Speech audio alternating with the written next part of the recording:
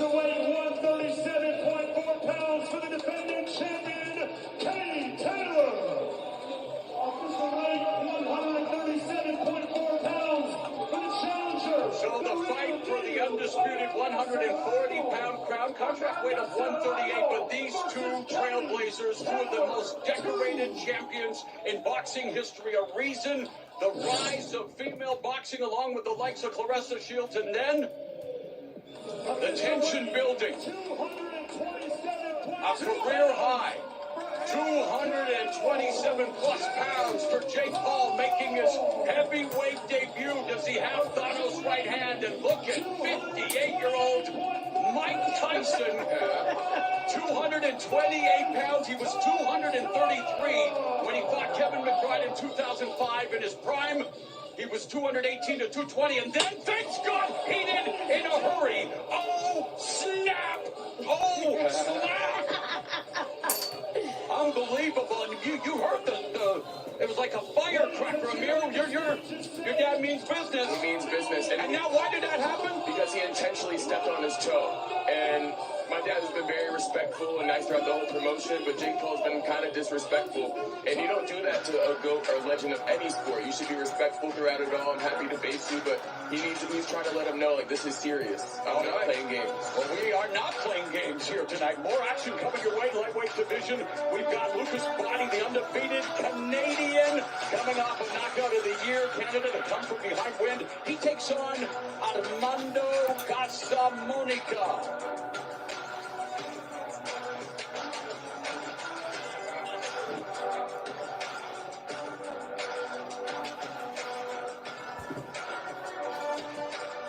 We are under the unified rules of boxing as being administered by the Texas Commission. There is no 3 knockdown rule. Only the referee can stop the fight. A fighter cannot be saved by the bell in any round. If an accidental foul ends the fight, 4 rounds must be completed to consider it official.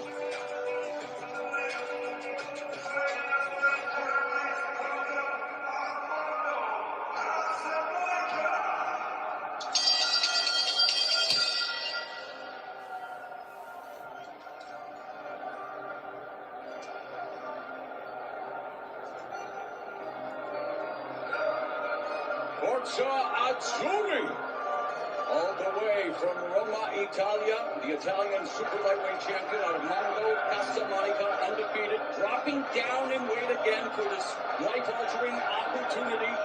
Gets to announce himself on the big stage, and he's doing so as a late notice replacement after Corey Marksman's withdrawal due to injury.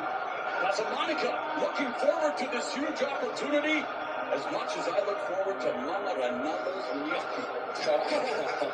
And we're going to get a chance to see if he's going to go for the weight for him here. Knockout. We shall see. He admires Canelo Alvarez. I mean, who doesn't when it comes to what he does in the ring, especially his beautiful Nick, what's up? combinations. And Roy, he feels, again, Watching the fight. Who you got? You know, the unknown quantity. Tyson or Paul? On short notice, he's going to try to derail that hype train because there's a lot of buzz surrounding Lucas Body. Yeah, you always want to try to derail that hype train, and seeing that Lucas Body had to come from behind in his last fight, now gives you hope that you can do something to that undefeated record that he has. I will see you guys on the main card. I'm going to step out. I just wanted to be here and do I understand. commentary. Academy Award nominees has its privileges. I get it, Rosie. You're fantastic. What a great job you've done, and I cannot wait to be ringside with you when your fellow Brooklynite Mike Tyson enters the ring. Oh, you know it. I'll be there, guys. So I'll see you Brooklyn on the main in the house. Take care. Without a doubt. And now, ladies and gentlemen, fighting out of the blue corner, please welcome to the ring, Lucas Body.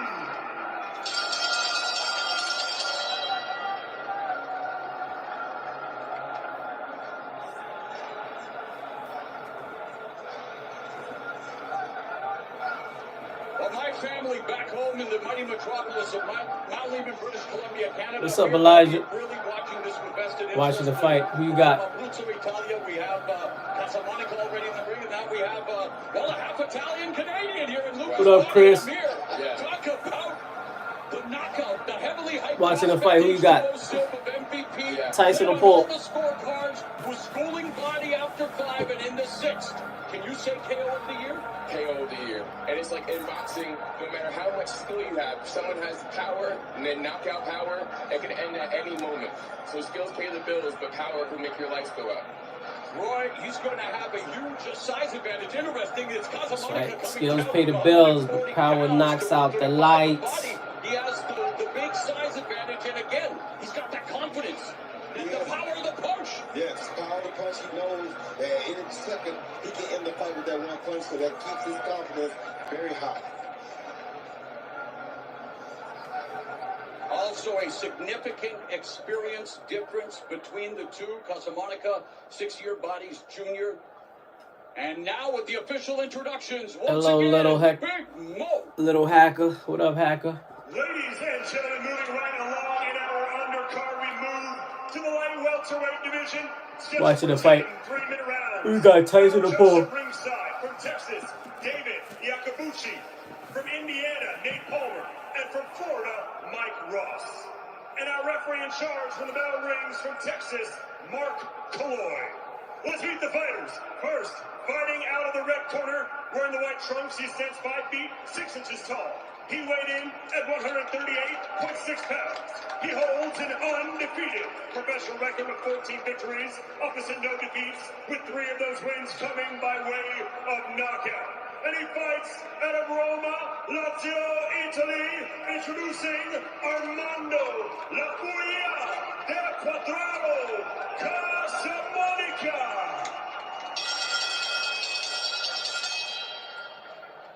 And now his opponent across the ring, fighting out in the blue corner. He stands 5 feet, 9 inches tall. He weighed in at 134.6 pounds. Wearing the black trunks with gold trim, he comes to us with an undefeated professional record of 17 victories, opposite no defeats, with 15 of those wins coming by way of knockout. And he fights out of Niagara Falls, Ontario, Canada, introducing Lucas Prince Body.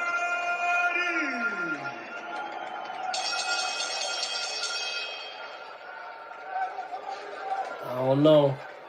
I'll be with you right there. Dude don't look too good. That body, dude. I don't like the way he threw that punch. Fighter. Let's go. Fighters chief second. Like a wash up. Okay, gentlemen. We've already gone over the rules in the dressing room. I expect for you to obey my commands at all times. Most importantly, protect yourself at all times. Punches in this area and up will be considered legal. Punches in this area and up will be considered legal. Touch gloves, go to your corners. Scheduled for 10 rounds in the lightweight division, the undefeated Canadian Lucas Prince Body battling La Furia del Quadrado. What? I've been reported.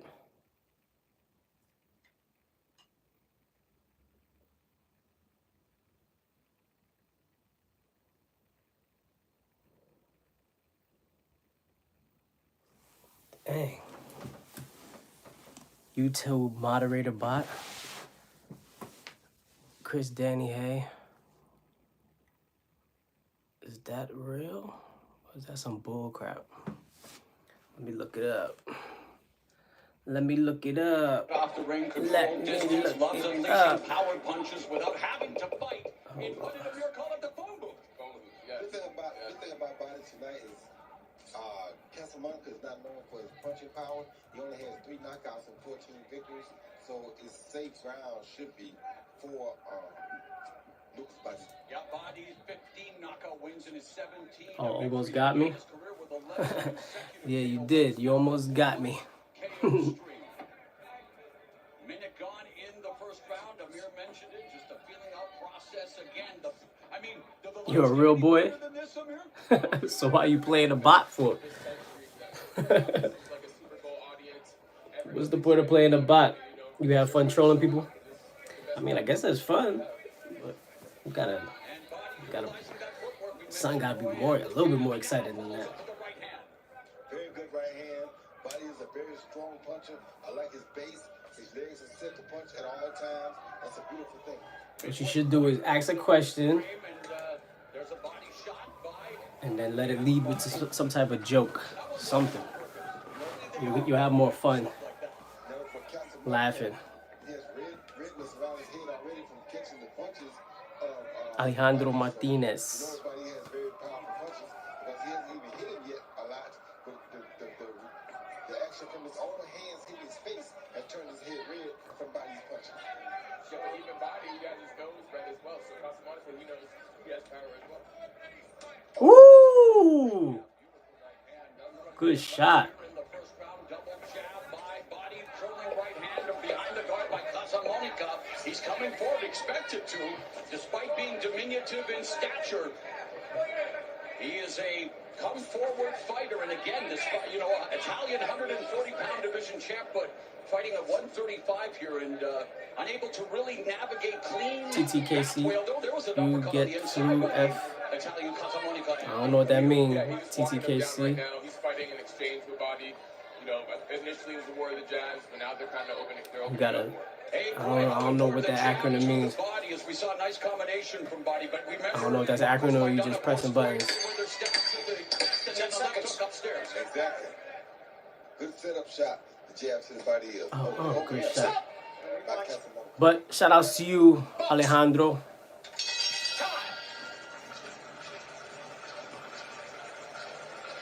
Good round, brother. Good round. See 2 or 3 deep breaths there. Another deep breath. One more. Okay, water. So you see the way he likes to come in with the guard throat, right? And if you look at it from the bottom, his elbows are kind of wide open when he blocks up top, right? So if your left leg was to creep in a little more, you can really get from underneath and up. Got it? And we're going to keep touching his hand and wrapping around, whether it be to the body or the head. And eventually it's going to make it easier to go on the middle. Okay? Timing is good. I want a little wider to the left on the outside, just so we don't get caught in the corner. Nice 45 to the right. You're dominating. Boxing finish. Great corner work from respected Canadian trainer Steve Bailey and Lucas Body's corners. You get another great look at this incredible stadium, and what a stage Good job. for Keep touching. tonight's landmark event as we begin round number 2 of this lightweight encounter. And again, it's Body on the back foot. See, talked about Body, and Body doing good. Monica trying to find a way to mine that minefield, Mir. Yeah, Casamonica, he's walking him down. He's trying to find openings. You know, he's fighting off the jab. And right now, Body, he's moving back. You know, so Casamonica's doing something. He has some type of power.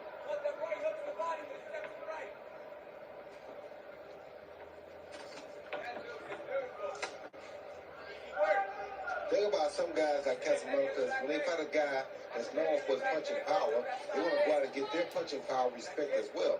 So having 3 knockouts, he knows that just a jab to the face ain't going to be enough to keep or to get respect from Lucas Body.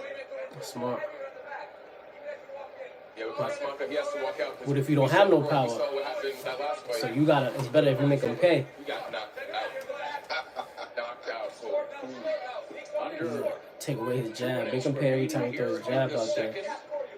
And Casamonica now coming forward, but when he lunges forward, he pushes his punches, leaves himself open to the counter upstairs for it. Yes, he does, but so far he's taking his feet with him, so he's not staying open that long. If you don't take his feet with him, he stay open longer. Nice combination there, Amir by Badi, the right uppercut, left hook to the body. yeah, great combination. Right hook to the body, excuse me. Yeah, great combination.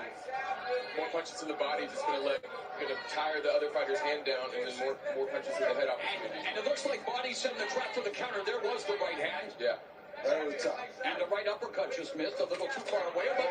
Good shot. Over the top of the right hand, just Oh, you hurt him a little bit. But a muted offense for Casamonica.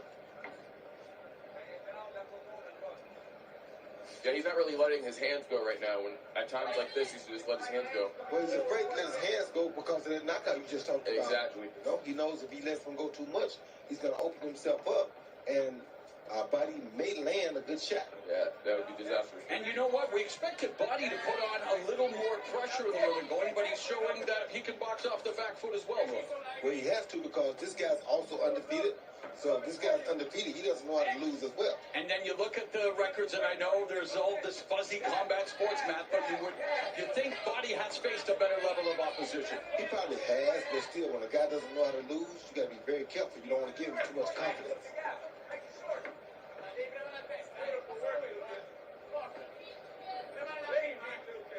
Yeah, right now, Body just looks like he's waiting. He's throwing combinations. He's waiting for that perfect punch so he can showcase his power. 10 seconds, stop on the bell. Separa la campana. Holding. Stop. Take a step back. Box. Time. All right, still to Casa come, Monica of course, punches we're all here look. tonight to watch combat sports on Netflix. It's not gonna do it. Excuse. AT&T Stadium, and yes, whether you love him or loathe him, Jake Paul is one thing no one can deny: his ability to break barriers in the ring, on screen, or in the public eye. He's always creating. He's always trying to prove he's among and the elite, but he is facing one of the elite in his prime. Can Mike Tyson turn back the clock tonight? Paul versus Tyson is our main event. And the co-feature, we run back the greatest women's boxing match ever. Katie Taylor now along with Clarissa Shields, the only two-division undisputed champions in women's history. Amanda Serrano will tonight. Unified former undisputed featherweight champion moves up again to even the score with Taylor. Taylor Serrano, the sequel. I think it's going to be as good as Godfather 2. And we resume action. I had to, I guess, make the Godfather reference, although I know my fellow Italians will go, thanks for the stereotype, Ronaldo. This is round number 3. Casa Monica on the front foot. But again, Amir, you mentioned it too. Wide guard, palms facing forward, which aren't going to help him any. And, of course, not throwing a lot of punches. Yeah, he's not throwing He's a lot. wary, of course, as we mentioned, the box power. Yeah. But you got to throw punches to win. Yeah, you got to throw Unless punches you're to win. was it Willie Pep? Willie Pep, yeah. One of the best Did he defensive win fighters. a round without throwing a punch, or is that urban myth? Without throwing a punch. He did. But like you said before, you have to start punching, you have to start opening up to get some type of offense. Not everyone's Willie Pep. So for the guys like him, he has to exchange, he has to throw punches. But at the same time, like he's probably leery because of that last knockout. And you talk about being leery and weary. He took the fight short notice, crossing the Atlantic for Millie, double jab there, scoring for Casa Monica, and he moved out, angled out, Roy. But the fact that you are here, this is the opportunity, Roy. You are a Hall of Famer. You have seen it all, my friend, and you have to really dig deep, despite the odds stacked against you. It's now or never. Exactly. This is your opportunity to show the world what you can be and what you can do. And you can't find a bigger undercard than this. So this is the best stage that you probably ever going to get. And Casa Monica seems to be getting a little more confident, and on cue throws that looping right hand, but Amir, there's a little more purpose in his step now. Right, yeah, he knows he has to, step it up, because as the fight progresses and he keeps on doing it, the more he'll lose and get behind on the judge's scorecard. So he has to open up at this. Nice stab jab by Body, and immediately, and again, Roy, what do you think about when they go straight back? If you have, Floyd Mayweather, the pull counter, highly effective, but you got to have amazing reflexes in time and defensive timing. You better have amazing timing or you're going to miss it, and you're going to open yourself up for a left hook. There's a left hook. Right when you say that, he left hook right away. Yeah, right away. What are the Powerball numbers going to be, Roy? Under a minute left here in the third. Nice right hand by Body, and there was a combination. Went right through the guard, too. Yeah, that sent Sylv to his first defeat. It was beautiful technique. Nice technique there with the footwork by Body. He wants to bring a world championship fight to Niagara Falls, Canada. It's mini Las Vegas up there. Been there many times, and a beautiful part of the world. And it's nice to see Canada being represented on this big stage, because coming up, fellow Ontario resident Melissa Watpool will challenge American Shadesha Green for a vacant 168-pound division title. Yeah, your Canadians are representing today, man. Hey! There they are. I'm grateful to be a part of it. Just over 10 seconds left. Another good round for Body, but a better round for Casa Monica in terms of trying to find a bit of a rhythm. Time.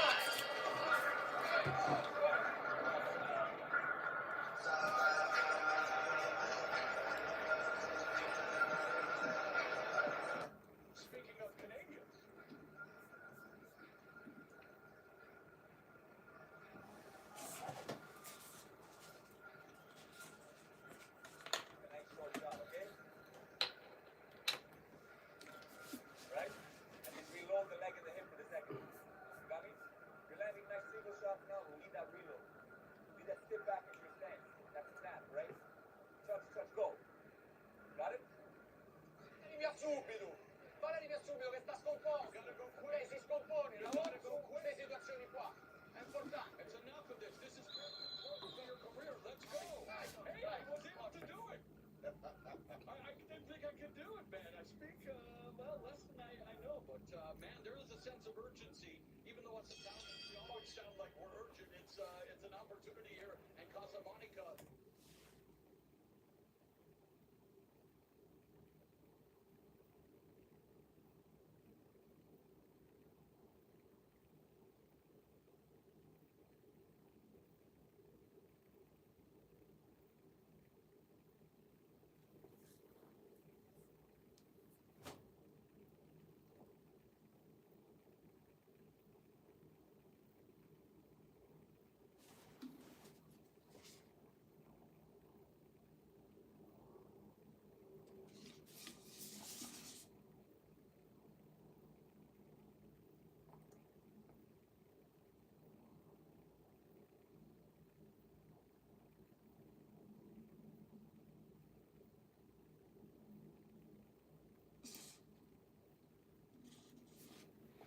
Freaking thinking.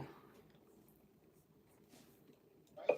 But Casamonica landed 3 more punches on top after that happened, so he probably got the best of that exchange. And a sharp jab splitting the peekaboo guard of here of body. So Casamonica's confidence is growing. Yeah, Nice left hook to the body. Left hook upstairs. That was amazing. Yeah, he's stepping up because he knows as a boxer, like I said before, he's not really cut, so he has to bring it. And at this stage, no better time to do that. Almost a hammer fist there from Casamonica. Bring it back, members. Sharp jab, and Casamonica's head would pop back like a dispenser. Minute and a half left here in the fourth. And the feints, and that's one thing we haven't seen a lot of, the feints, Roy. So neither one of these guys like face, they just leave in the high guard and coming straight ahead. They're not worried about the face at all. Beautiful combination by Casamonica, but boy, he was flirting with danger, Amir. That counter almost caught him. Yeah, if it hit him in the chin 1 inch to the left, right, it could have been a knockout, but it didn't.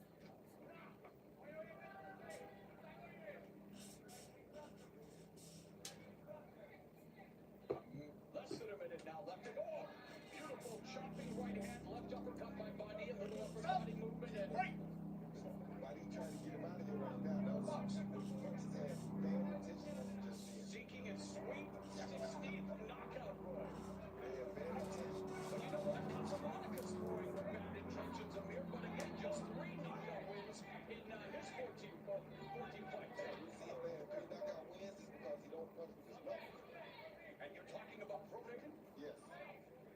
And explain, Roy. Where he punched him with the 4 knuckles at the end instead of the knuckles on the top of his wrist. The knuckles at the top are the hardest knuckles. The knuckles down by your thumb, those knuckles are not hard when you hit one. So you want to hit somebody there, the knuckles are above your hand, not the one down by your thumb. Yeah, Body is definitely trying to set up the money punch. Great right hand. Talk about a good counter from Casamonica. The right hand, good. Touch! At the end of the fourth. Amazing exchange. Casamonica ain't backing down, I tell you that. Not at all. He's not going to give up.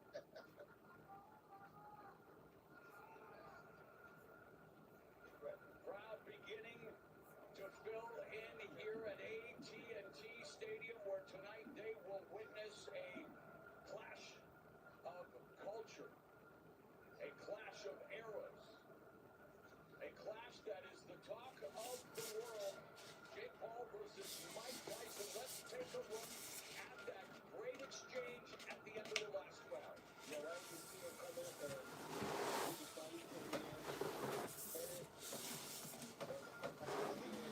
By Casamonica. That was a good combination by Body and Casamonica. Oh, good uppercut by Lucas Body. Let's go, Luke. Check us out.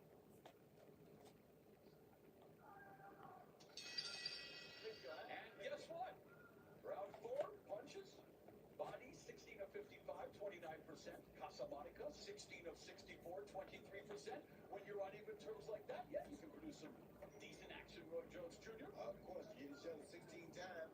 Took 1 or 2 more punches to do it than the other, but they both landed 16 punches. All right, let's hear for the first time tonight from our rules expert and unofficial scorer, Sean Wheelock. Carl 39-37 Lucas body. In modern pro boxing judging, you're looking at 3 different 10-9 rounds. Close, moderate, decisive. Rounds 1, 2, and 3 are moderate 10-9s for me for Lucas body. That was a close then 10-9 for me for Armando Casamonica round number 4. More of the action. I thought of those equal 16 punches. The Casamonica punches were a bit more effective. Thank you, Sean. Look forward to hearing from you throughout the night as body backing. Casamonica up with the jab, goes to the body, but doesn't follow up with the right hand, and now tries to lower the boom with the uppercut. But Casamonica remains on the prowl, Amir. They're on the prowl. They're both on the prowl, but like more so Casamonica. And yet he's still. Look, I'm 43 years old, I'm fat, and I'm overweight. Who am I going to fight? Really, be honest. Fight fans, welcome back. Well, greatness is when you make your delusion your reality. Something that's just totally unbelievable to the human imagination. Until now, the pre-fight buildup has felt somewhat manufactured. Jake's been pushing buttons. There's a reason why I have the same birthday as Customato. Because I'm going to teach you how to box, Mike. And Mike, so far, has refused to bite. I can't even get mad at this guy because everybody know this guy talking out of his. It all seems like fun and games, right? Sure, at least for now. Jake Paul. But if Jake Paul does cross the line, even by an inch, this friendly setup, bubble-wrapped in fight night stipulations, could quickly devolve into chaos. Mike Tyson is a caged animal who at any moment can explode into a murderous rage. After all, this is the same man that took swipes at police in a post-fight melee. It is complete bedlam. Tyson is just taking swipes at anybody. And lunged at his bitter rival before the biggest fight of their lives.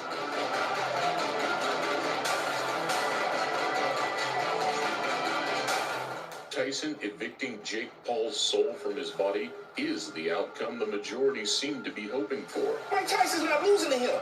I can promise you that, Skip. So here we look at 10 reasons that Mike could pull off the most satisfying victory in boxing history. Welcome to a Motivedia presentation.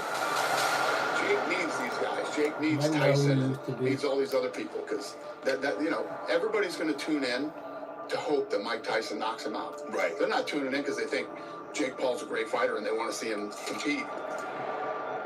Jake fought a guy who was his age and who was also considered a boxer, and he lost. So far, Jake has mainly feasted on an appetite of retired MMA fighters and non-boxers. When he did cross the line, albeit marginally in February last year, Tommy Fury showed the difference. It's all a joke. I'm ending you February 26th, and you are... Fury showed the line of retired MMA fighter. So far, Jake has mainly feasted on an appetite of retired MMA fighters and non-boxers. When he did cross the line, albeit marginally in February last year, Tommy Fury showed the difference. It's all a joke. I'm ending you February 26th, and you already know it. Dressing rooms. I want clean fight, okay, Coach? Good luck. Cautious of any return fire, Jake found himself excessively hugging, clinching, and a lot more hesitant at range. Who did he knock out? Little children. He didn't knock out Tommy Fury. Tyson has spent a career in this position, being clung on to for dear life by fearful opponents. He's not listening to Rivera at all. He's just going to continue to hold until he just physically forces him out. Can't say I blame him. He will cut angles on the inside a lot more effectively than Fury. And if you put Mike in Tommy's place for that flurry at the end of round one, things probably end a lot differently.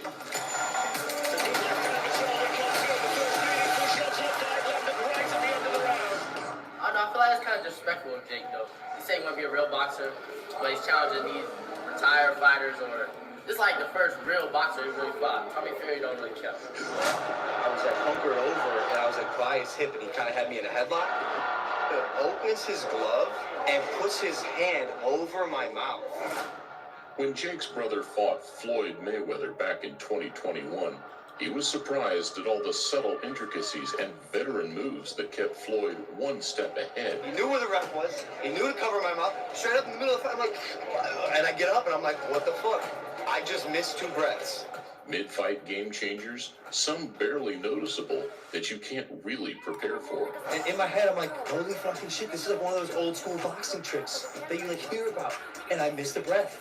I found whoa, that was crazy. And I'm sure he's got 1,000 of those on his sleeve. We're getting to see strange things happen in boxing. As another elite level operator, Mike has seen it all before against bigger, stronger, and more dangerous men.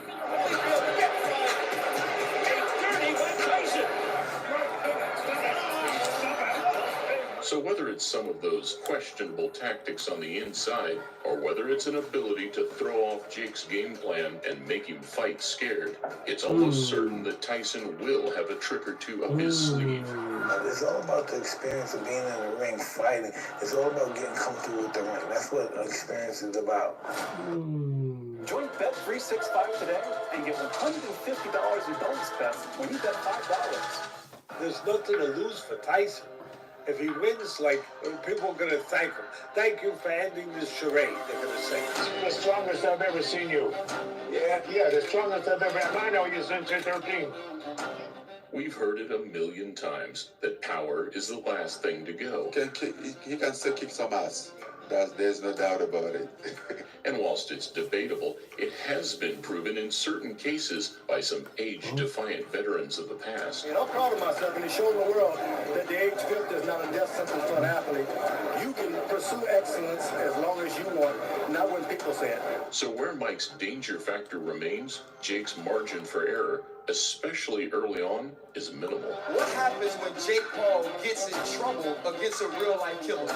Additionally, the problem child is certainly not without flaws. He's faced criticism surrounding his footwork and displayed a tendency to drop his hands. We've seen you punch. Eyes closed half the time. Half your knockouts, your eyes is closed. You just throwing a haymaker. That shit ain't working on Mike Tyson, man. So if Jake doesn't take this quite as seriously as he should, or suffers a split-second lapse of concentration, it's curtains on November 15th. I actually fight a guy who, finally, I know he's much older than him, but is naturally the bigger guy. In his move up to heavyweight, Jake will be coming in 20 pounds heavier than usual. And I'm only growing. I think I'll get up to 240 and then probably cut down so I'm way faster. The 220-pound version won't look as ripped and won't be as mobile as the man who faced Mike Perry. And whilst his punches will undoubtedly carry a little more thud, the power doesn't often follow fighters upwards quite as dramatically as they expect. And Jake Paul's about 200 pounds. You got about 20 pounds. Are you kidding me? He's only 200? Oh, gee. It's worse than I thought. That was his last fight. First on the scales, the most famous athlete in the world, Mike Tyson. Weight-wise, Tyson will be roughly the same, but his body is used to maneuvering at this weight and used to handling far bigger and stronger frames than Jake's. But the first thing I notice is he's built like a beast man. He just looked like he weighs 300 pounds, but he's short, but he's tall. He's like a giant Another factor that aids the older, more experienced fighter is timing. Well, the old Tyson's not completely gone, is he? He bites the glove and comes around with an overhand right. Punch resistance, speed, and reflexes certainly won't favor the 58-year-old, but crafty veterans are able to predict movements, force mistakes, and capitalize. He's been in there with the best. He knows what it takes. And Jake Paul, he's too inexperienced, I think. I think Mike Tyson is going to catch him and stop him. So even if Jake carries his weight well and comes in razor sharp, Tyson will make his own moments count. He has the size to cause ball. There he's in. Punch in the title, Tyson. He still has that, where he can weave, he can slip, he can create the openings to give himself the possibility to unload a bomb on your chin and get you out of there. Mike's always been one of the best students of the game since his tutelage under Cus D'Amato. So with a built-in calmness and ability to think under pressure, he'll also know when to pounce and how to catch Jake crossing his feet. He's improved a lot. Yes, he did improve a lot. But he's not going to have a good night when he fights me on July 20th. Mike was throwing hard shots, devastating shots to Roy's body. Again, I was living the 1980s through this 50-year-old Mike Tyson. I wasn't able to be around at that time, so this is my opportunity to live that now. When Mike fought Roy Jones back in 2020, a no-knockout clause left a lot of people underwhelmed. I really, really wanted the old Tyson that he's like, I haven't slept with my wife in a year. He goes, I don't care if I live or die. That's the Tyson I wanted to see. I wanted to see him to be ferocious. The muscle memory was evident for both, but many felt that Mike could have ended it whenever he wanted. He still has that sort of innate power. When he went at Roy Jones' body, he was rocking his body. And Roy Jones woke up on Sunday morning a sore, older man at 51 years of age. Absolutely. The referee telling me, let him go. You think I'm gonna let this crazy man go? I was not letting it happen. Listen, have you seen what his uppercut has done to people twice my size? Bobbing and weaving his way in, finding angles, only to pull his punches when in range.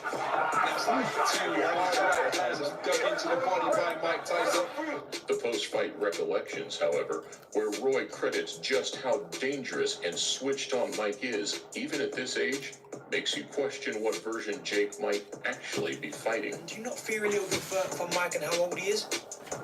No, I don't fear for Mike and how old he is. Mike's a very rugged guy. You know, when I was there with Mike, Mike still was hard to hit, and Mike still can hit hard as hell. That's the real question.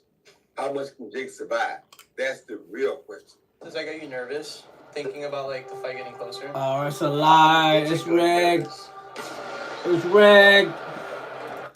The fight is rigged. It's rigged. I agree, Morrow. I have this 4 rounds to 3, 67-66 Lucas body, but I have given Armando Casamonica rounds 4, 6, and 7. As you've been saying on commentary, you've seen a Lucas body after round number 3 has been sitting back, waiting for those hard counters. But meanwhile, Armando Casamonica has the volume, has been dictating the tempo and coming forward with pressure. And as you were saying that, Sean, and Amir, you reacted some good counter work to the body by body. Yeah, he's hitting him in the head, body, everything. If he continues to fight like this, based off Sean's scorecard, he can win the fight. So the trainer knows this is your biggest opportunity, the biggest stage boxing's ever had. Let's bring it. Why? I mean, and again, watching body, he does bring it. Why? What is it that's keeping him from pulling the trigger as much as he'd like to right now, Roy? He's not as open. What's his name? Casamonica is not as open as it looks like he is. He has high guard. The high guard is not encouraging to a guy like Lucas Body, who's a big puncher. No risk, no reward. Exactly. Minute and a half left in the 8th round.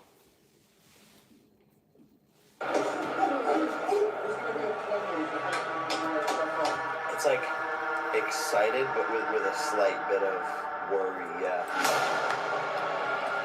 Fortunately, Tyson versus Paul doesn't have a no-knockout stipulation that we know of, and Jake Paul isn't Roy Jones. Mike still got it, so he hits him, he's going down. You think he knocks him out over there? I don't know how nice Mike will be, but if the killer Mike goes there, yeah, he's putting him down. So whilst everything we've seen so far has felt relatively manufactured, the second it's not, and the moment it steps a little bit beyond the confines of entertainment, is the moment things get a lot more interesting. I have to be the mean guy, though, in order for me to perform the way I perform. So I have to have that aura. Mike, you're jumping around. You seem to be a little anxious. I'm just ready to get it on. Crush this guy's skull. The respect is there, but Tyson won't be taken for a fool. So whether we see a genuine mean streak revival from the man who used to target his opponent's nose bone with gruesome intentions could make all the difference. What is that feeling like when you can take your fist and you can pound someone to the point that they pass out? It's like drugs. Right. It's like drugs. It gives you everything you want. Yes. But it takes back so much more in return. Mikey. Fighters are different than any other human being on earth. And the greats, the best of the best, that's who they are. That's how they're built to the core. Expanding on the power retention theory, and despite being a shell of his former self, Jake has still never been hit by someone who punches like Mike. So that's why. When he got in that ring, he had to show Mike right away. Because if you show that you're scared of Mike, he will demolish you. Right, as soon as he sees it. But he's Evander, like a pit bull. Silva, Perry, and Woodley could all crack, but MMA power and boxing power just aren't the same. So the time you spent to get really, really great at striking would be time not spent addressing the clinch and grappling, which would be a much more higher yield use of your time. So that's why I think MMA fighters generally grapple better than they strike. It's because it's smart for them to do that. The technique and skill required to land the punches quite as effectively is what's missing. But where the boxers excel is the art of boxing, being able to land those punches in the right spots at the right time. Tommy had ways of setting his power up, and Jake didn't like it. Good start to the round here from Tommy Fury. So if or when Mike actually lands clean on Jake, even in 16-ounce gloves, the problem child might be in some trouble of his own. All Iron Mike Tyson needs to do is look as good or better than Tommy Fury to give Jake Paul some huge problems. And it's all over. All this party's over, and they're not gonna have this much fun again. Some sort of shape to be able to deal with this kid. He's convinced it happens, and like Mike can choose his time whenever he wants, and it'll be that easy. A good game plan, especially when the stakes are high, can make all the difference. But if a larger and more muscle-bound Jake Paul is packing on extra size in hope of beating Mike at his own game, then he might be barking up the wrong tree. Mike Tyson is pretty straightforward technique to counter him, and to me that's exciting and gives me a lot of confidence. Instead, his best interests lie in the deeper waters of this 8-round showcase. What Jacob Paul gonna do if Tyson hits him in the body? I think the only thing Jake is probably banking on is taking Tyson to deep waters because he's older. That's the only thing I can see. For Mike, it's quite the opposite. Those 5-second training snippets, despite being impressive, aren't realistic, and they don't tell the full story. Those tiny little 3-second clips. Anyone can look good for 3-second clips, especially someone like Mike Tyson. What they do show, however, is Tyson's path to victory. And that's a split-second burst of something Jake's never really seen. Say what you want. This crowd rose as one and gave him a massive ovation. The Tyson phenomenon is still alive. Tell us what you think is going to happen in this fight and where you think it's leading for you. Well, I'm in great shape, and I'm just looking forward to doing some serious damage. Mike wouldn't come into the fight if he had nothing to offer. But helping to guide Ngannou to that success against Tyson Fury will remind him of what can be done using that all-important element of surprise. No matter how the fight goes, let's don't forget, this can't really fight. And similarly, all the pressure will be falling onto the shoulders of his opponent. It's gonna be a firefight, more punches, and it's gonna be a sprint in there, so I think it's more entertaining for the fans. The majority feel that the opening 60 seconds is Mike's window to capitalize. So in that respect, it's just like the Mike Tyson fights of old. You need to get your popcorn ready, drink in hand, and just don't blink.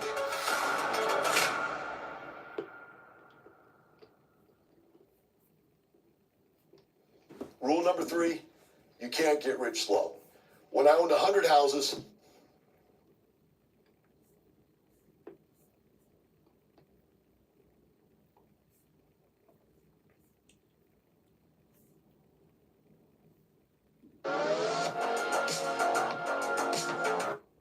Hey, yo, thanks for tuning in to the...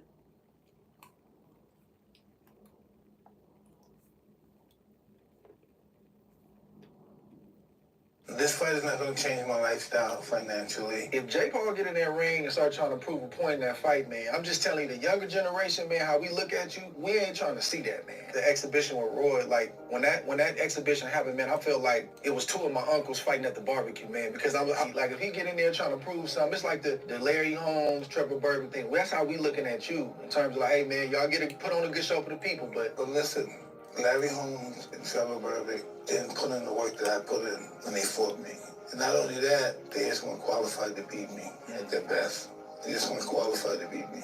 See, I train all day. I box and train all day. I stay in shape. I'm a fighter. I feel good. I can do it. I feel I can beat this guy. This fight is not going to...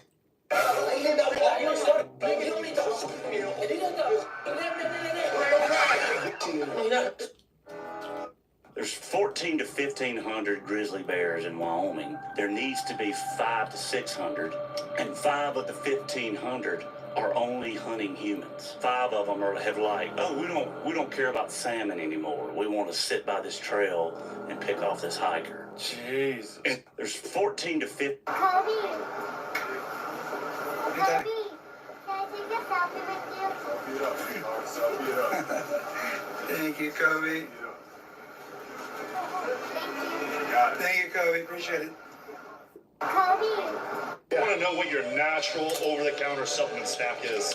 First thing is creatine. So I started taking creatine after 5 years of training. And I'm training like 24 years, so I'm taking almost 20 years. Yeah. And it was one of the supplements that I could attest to working, because back in the day I used to keep a journal of my lifts. So I knew the reps that I was getting, the weights, and I literally saw it go up. I want to know what your natural over-the-counter supplement stack is. First thing is creatine. Stop using ice in your ice bath. We in downtown LA. What's the word? What's going on? We in LA. I'm not from out here. I'm from Arkansas. You know what I'm saying? Yeah. Wait, tell me about the fit though, man. They say like when you wear different colors, you're not supposed to do that. I'm a red rat, so I'm Compton. Nigga, I'm from... Can I pull up? Well, I got No, Nick. I got something to do right now. We in downtown LA. What's the word? Will you be joining Nancy Cop? No. Good morning, Mr. Polly.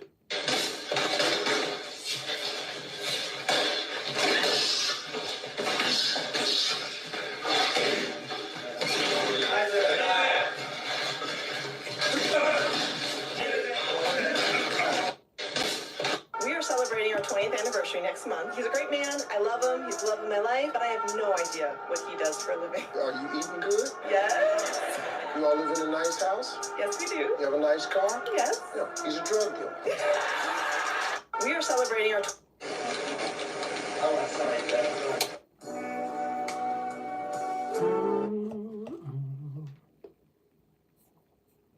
I mean, when you see him like today at the press conference, he stands up and makes these statements, go for to take out Tyson and the hurricane is coming.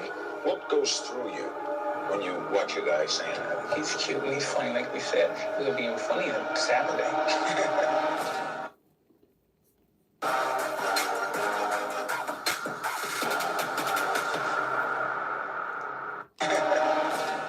Mike Tyson versus Jake Paul has turned into the pantomime plot twist that none of us really saw coming.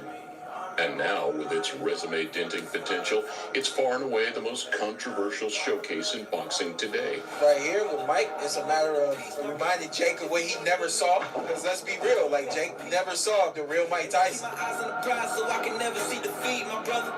Walking the finest line between the shining knight and royalty, my brother. I ain't playing, but they see I leveled up. However, as we sit imagining what a prime Iron Mike would do to a 27-year-old Jake Paul, remember, this certainly isn't Tyson's first dose of trash talk. I think that I can box as good as he can, and I can punch I'm not better than Tyson. In 1985, Donnie Long announced his superiority to a 19-year-old Mike, but that smug grin was quickly replaced with one of confusion as Mike took him out in a minute.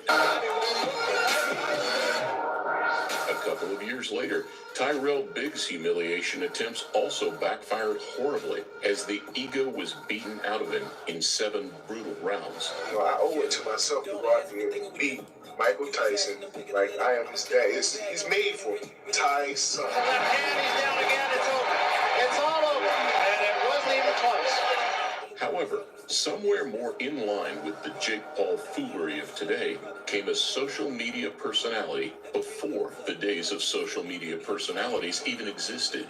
A man willing to say or do whatever necessary to get his name in the spotlight. The hard-hitting contender known as Hurricane.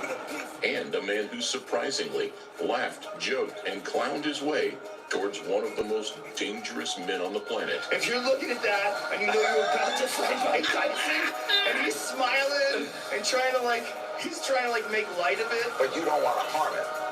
You want to beat him without harming him. Oh no, once we in here, this is totally different business. This is what I do for a living.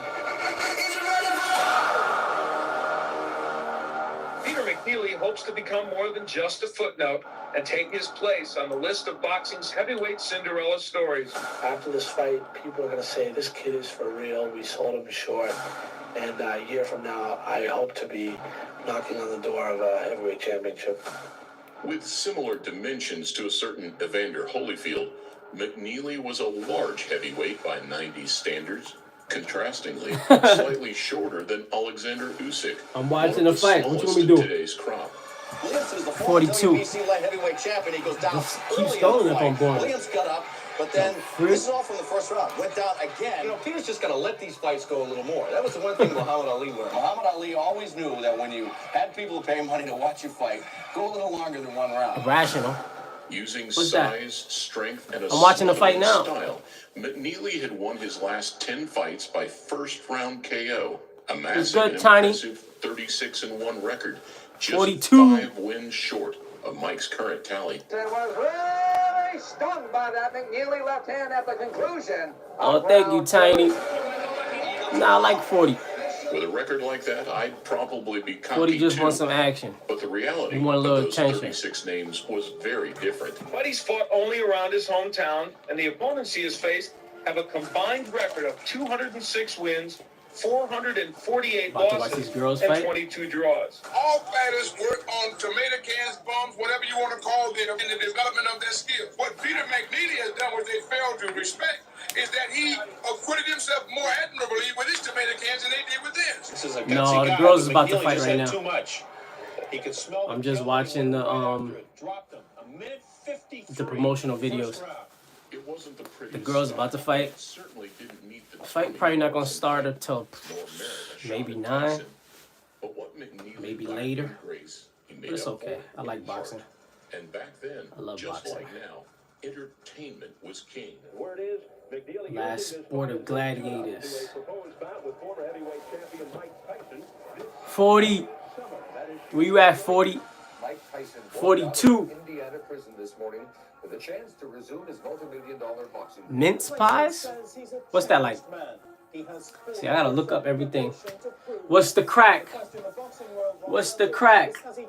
I gotta look up what the freak is a mince pie.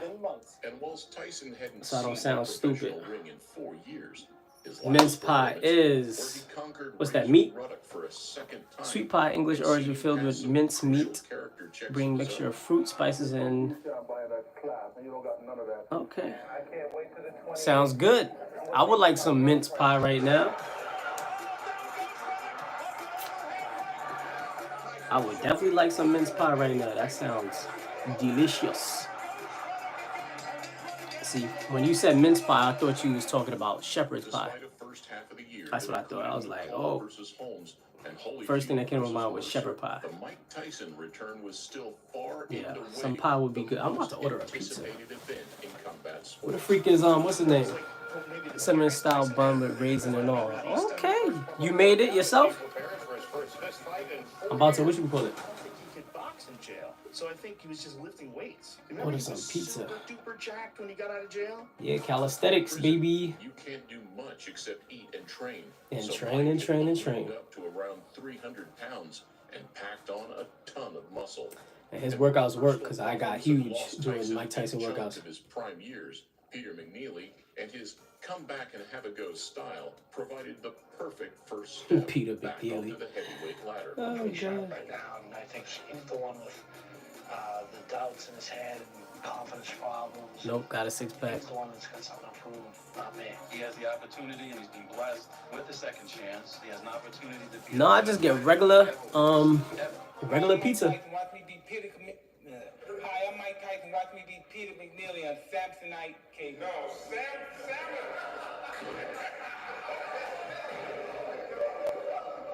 I believe that Mike Tyson's going to be in real trouble that night.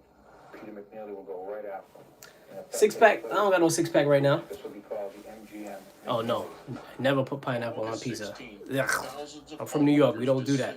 That's Hawaii and everywhere else that people don't like pizza. If you need to put pineapple on pizza, that pizza was pretty disgusting to begin with. Keep laughing. real funny, huh? If any one of you doesn't respect me and going against a guy like this, you'd have a big dump in your pants. In fairness, he was right. It was a welcome contrast to the usual Mike Tyson, Peter McNeely. who would be absolutely terrified from the offset. Remember the Mike Tyson fights when he was in his prime? Oh, yeah. Remember the look Mikey. they're staring across the ring and I'm like, oh, Jesus, what did I sign up Who for? doesn't love Mike Tyson?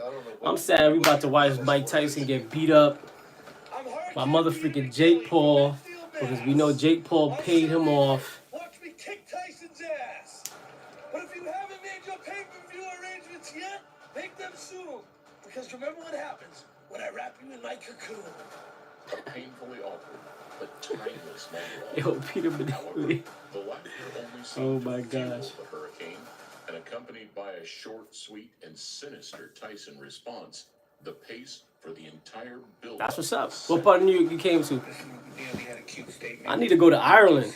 You talk about coming to New York. I'm trying to go to Ireland. I want to get the freak out of New York. New York to a New Yorker is I might knock him off and follow up all the MGM and care less. Greatest fighter of my time. We love it. I want to go. I just hope that I put on a good show and I'll be in there looking to knock over the Tyson out. It's not a matter of who's going to win this fight, according to the scribe. Oh, near where Home Alone was filmed? What was Home Alone filmed? In Queens? Love you, love. Or you talking about the Ritz-Carlton? I knew exactly what I was going to be in life, and I knew I was going to be here someday. Good luck to you, Peter. Thank you. Peter McNeely? Sure. As you know, there are 3 McAllister Home was in.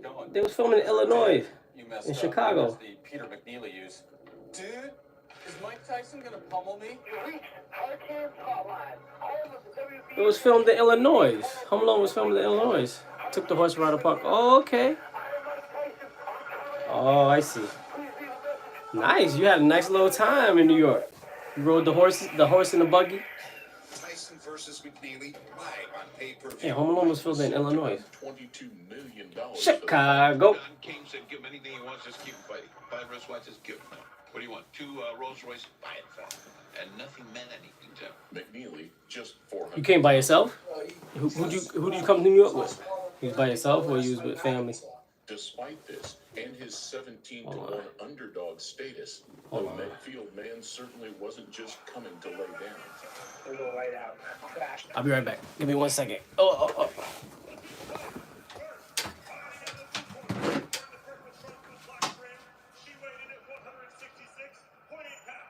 She holds an undefeated professional record of 7 victories, opposite no defeats, with 2 of those wins coming by way of knockout.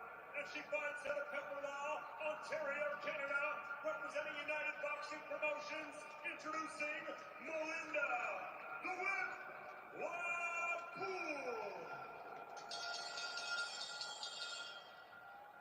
And now her opponent, fighting out of the blue corner, wearing the black trunks with white trim. She stands 5 feet, 8 inches tall. She weighed in at 167.8 pounds. She holds a near-perfect professional record of 14 victories, opposite just 1 defeat, with 11 of those wins coming by way of knockout.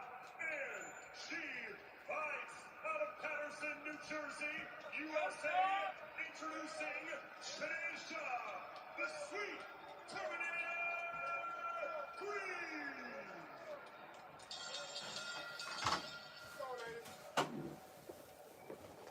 Girls is fighting.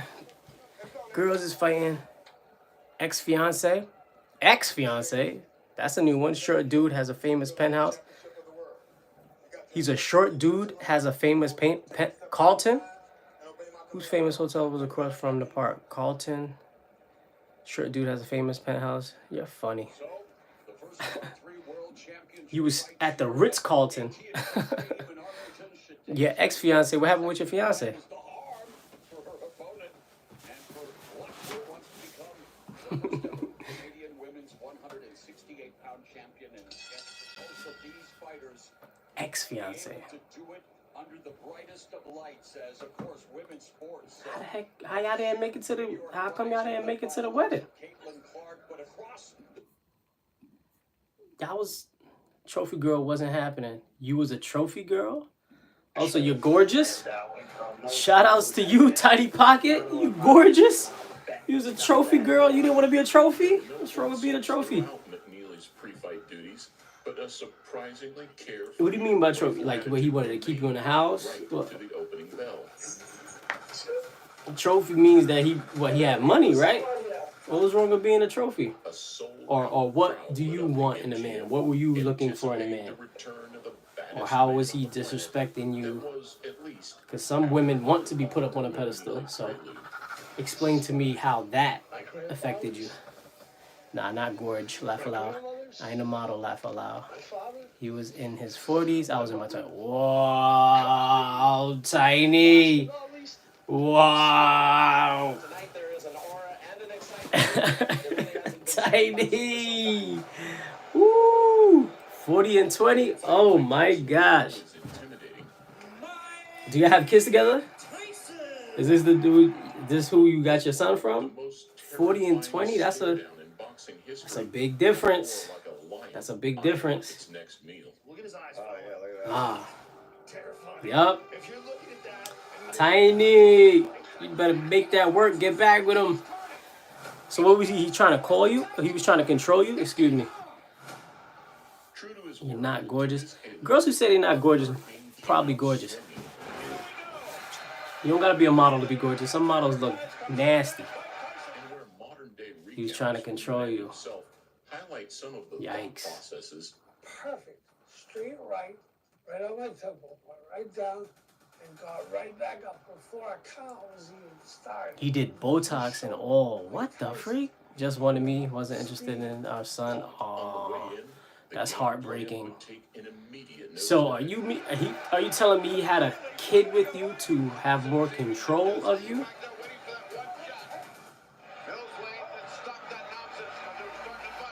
Dang. Playing about, that means like cheating, messing with her. I mean, some guys, they get with younger girls because they could take advantage of them, their naivete, you know, and then you grew up, obviously, and you figured out that he wasn't really for you. What guy gets Botox? That's so weird. So this is a bizarre man, a man who gets Botox. So a man that's that much into himself probably would be, as you would say, playing about, because men who are that much into themselves tend to be playing about, sadly. But it kind of hurts. I don't want you guys to be separated for the sake of your son. You know, it's better if you guys are together. But it's none of my business. It's none of my business. But you're still young, so find another husband. Nope.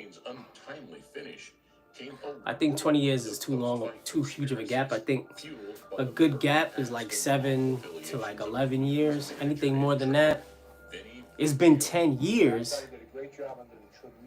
10 years since you been with a man?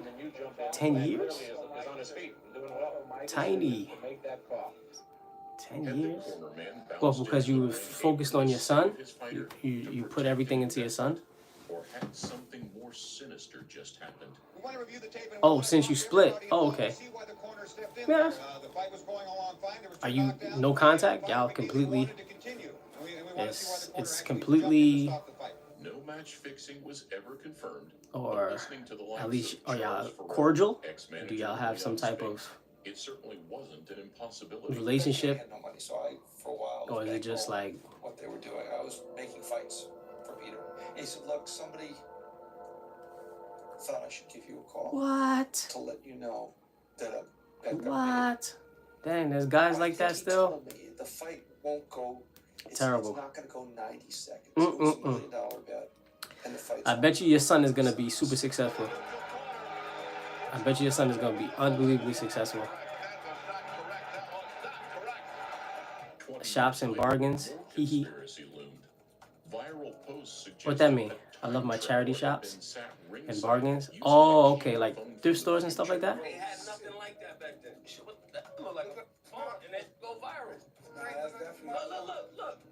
This one, though, was What do you do? officially debunked, identifying the device as a Casio QV camera. Okay, okay. Tyson? You had some words. Do you like refurbish? Do you like upkeep it? Do you resell it, or you just like the character that it brings? Crediting Mike's performance in good spirits. Such good spirits, in fact, that he would take on a famous pizza. Oh, you starting your own business? Are you starting like an antique shop business, or are you starting like a? So good you'll eat it backwards. Show 'em, kid.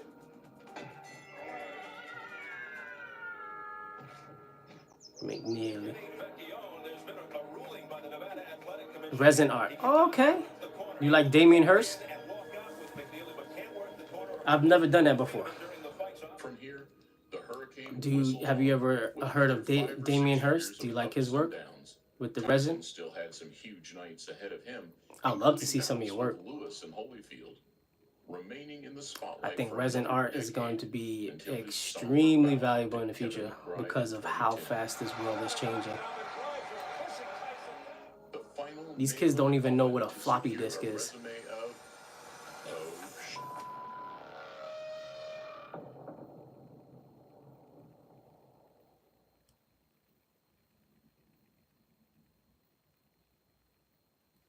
Resin art is toxic? I would assume so. I wouldn't know. I would assume so. Damien Hirst is like he put a shark, a real shark in resin. If you ever seen any of his stuff, yeah, I would assume you had to do it in a shed. He put a whole shark in resin, and it looks crazy. But he's like one of the first artists I've ever seen do it. Act up like I've been saying. Y'all gonna see Javante Davis get knocked out. Hey, close.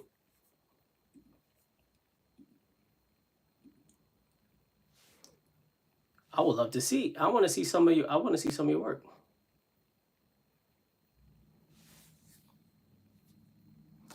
It was a live shark. It was a live shark, just like freshly dead. They brought it straight from the sea, and he made the resin. He dipped it. He poured the resin over it, and when you look at it, it looks like a live shark. I wonder why he did that though. Are sharks going extinct? But yeah, it looked pretty cool. It looked pretty freaky. Just type in Damien Hirst shark and you'll see it. What are some things that you put in resin?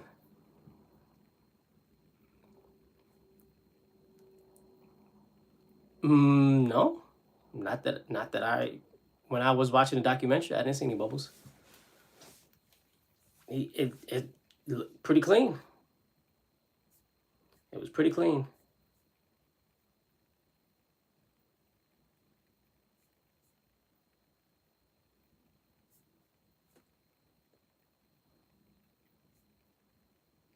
What?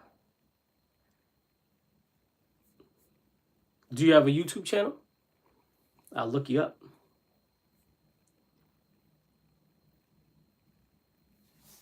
Must use deep pour, laugh aloud. Understood. Yeah. No, it was very deep. It was huge. It's like a huge case. It was a great white shark. Huge and crazy.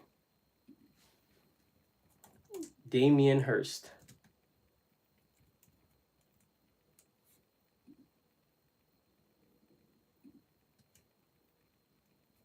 Yeah, Damien Hirst shark.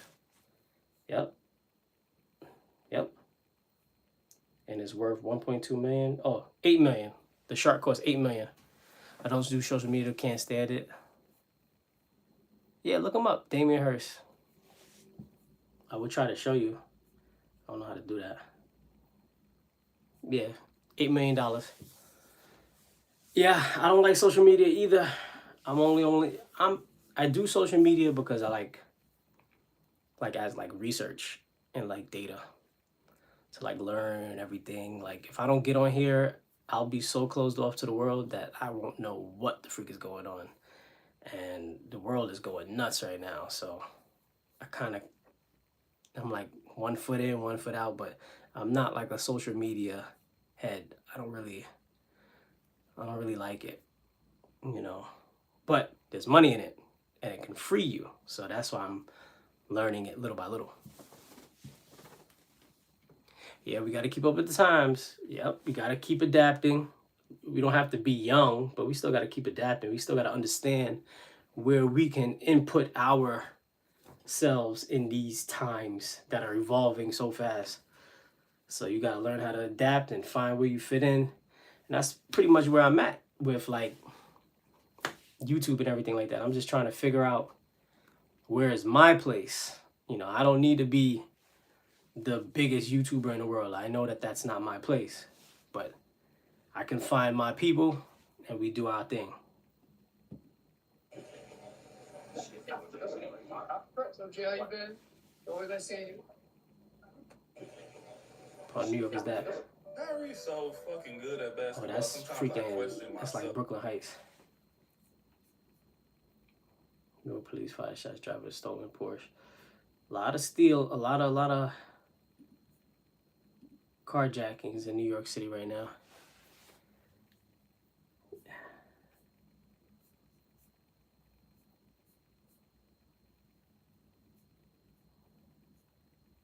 So if he came home from a long day of work, how would you relax him? Well, it just depends on how I feel that day. I can't believe I love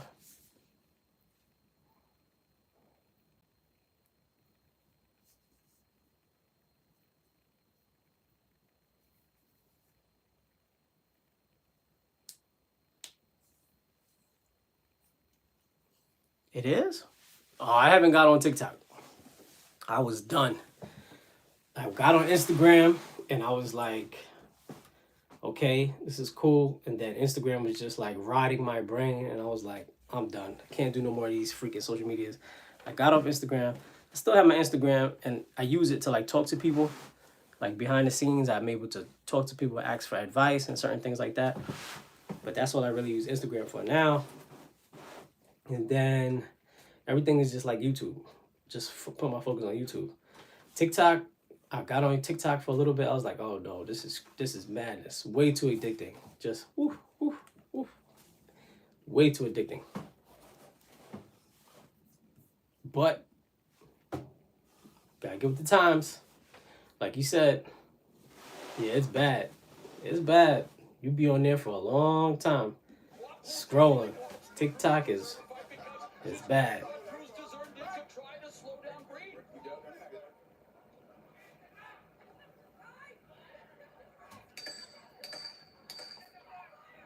But I like how you can learn so much now. Cassette tapes and all.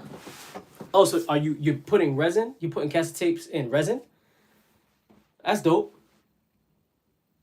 CD players. That's dope. Yeah. I like that. CDs, DVDs, cassettes. I have cameras. Would you do cameras? We still kind of use cameras. Like I still use my camera. Ugh. Check this out. Ugh. Mamma mia. I still use it. But you know, you can put this in resin, right? Stuff like this. I don't know. I gotta put the top down. Pieces of the past. That's when I was doing a lot of photography. Now, kind of just stay behind the scenes and do my photography whenever I get paid. God willing. But gotta keep up with the times. Gotta keep up with the times. Portraiture. I do portrait photography. And like still, like I do stills, product, you know, that's the type of photography I'm into. That's it. That's all I really did. And lucky for me, I made a little bit of money. Nah, I'm happy to talk to you. That's what I'm on here for. Talk to whomever I can. Yeah, it seems like we are.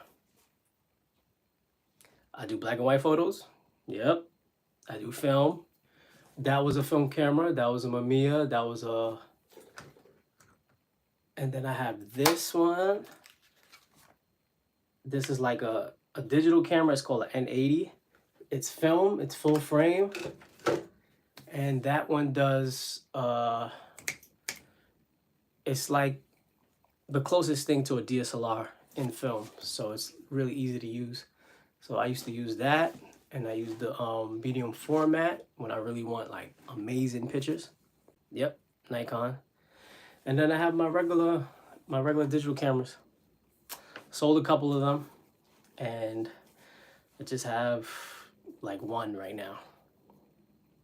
What? You went to photography school? Look at you. Oh, you're a full-on artist. Okay, Tiny. That's what's up. I had to teach myself photography. I went to school for graphic design. That's what I went to school for. Photography I had to teach. I had to learn on my own, which I didn't mind because I like art. I've been painting, I've been drawing my whole life, so it was easy. Not easy for me to learn, but it was easy to keep me interested to learn. So do you still do photography, or are you done? So you probably, if you went to photography school, you probably know more about photography than me, if not as much. Did you do any type of professional photography with the knowledge that you learned, or it was just like, not for me? Got bored?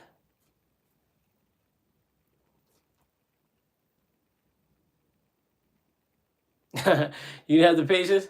Or you dropped out? Yeah, I mean, photography is more intimate. Like, it's more like you. It's not like it's a real intimate practice. Like street photography, when I used to do street photography, I walk on my camera everywhere. Like,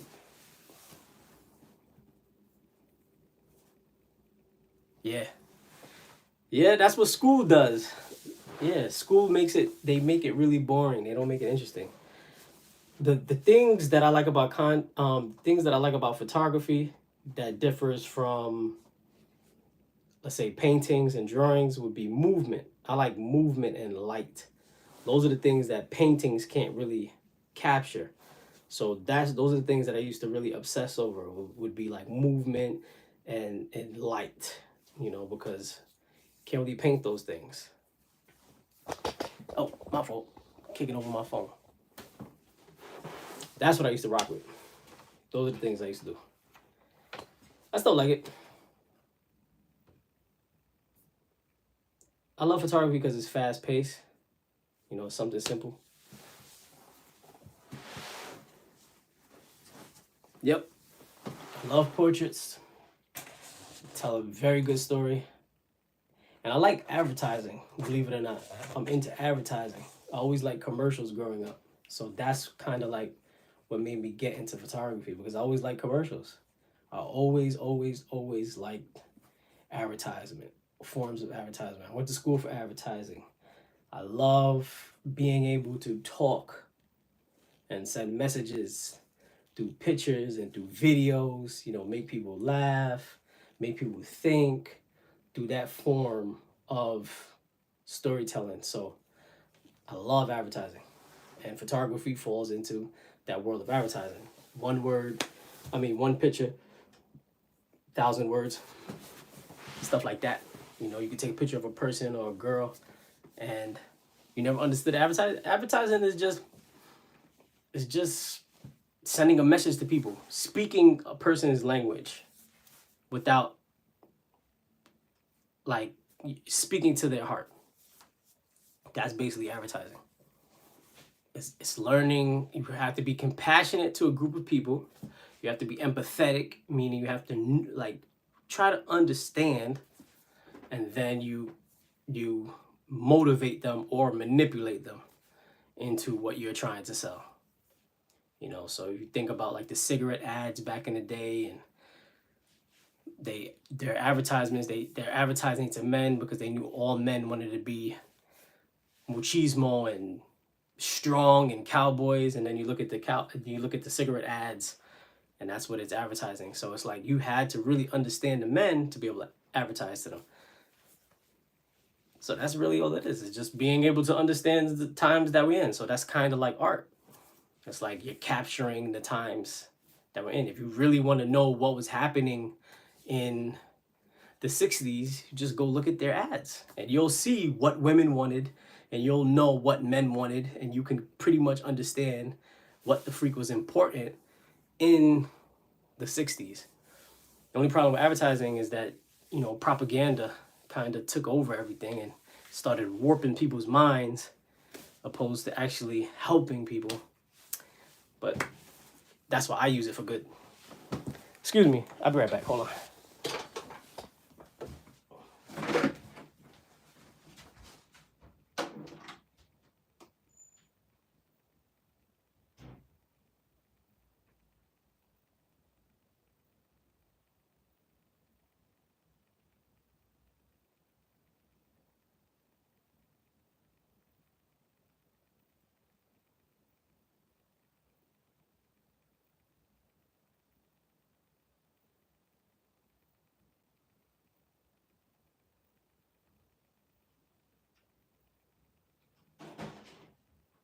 Gotta run, gotta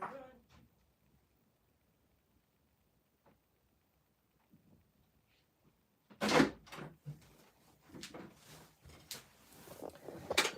It's so crazy being on live because it's like you're alone, but you're not alone.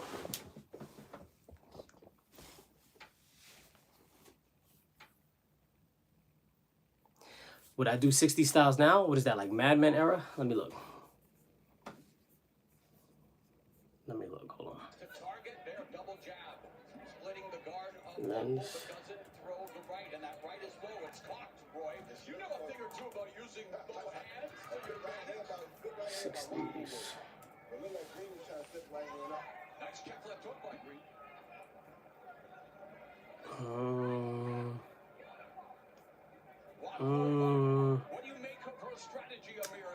60s with like JFK style. Let me hold on. I gotta be sure. Would I do that style? Yeah. Yeah, I could do that style. I could rock with that. I can rock with that. I can rock with the 60s for sure. Let me see. Yeah, I mean, that's kind of the style that's in right now.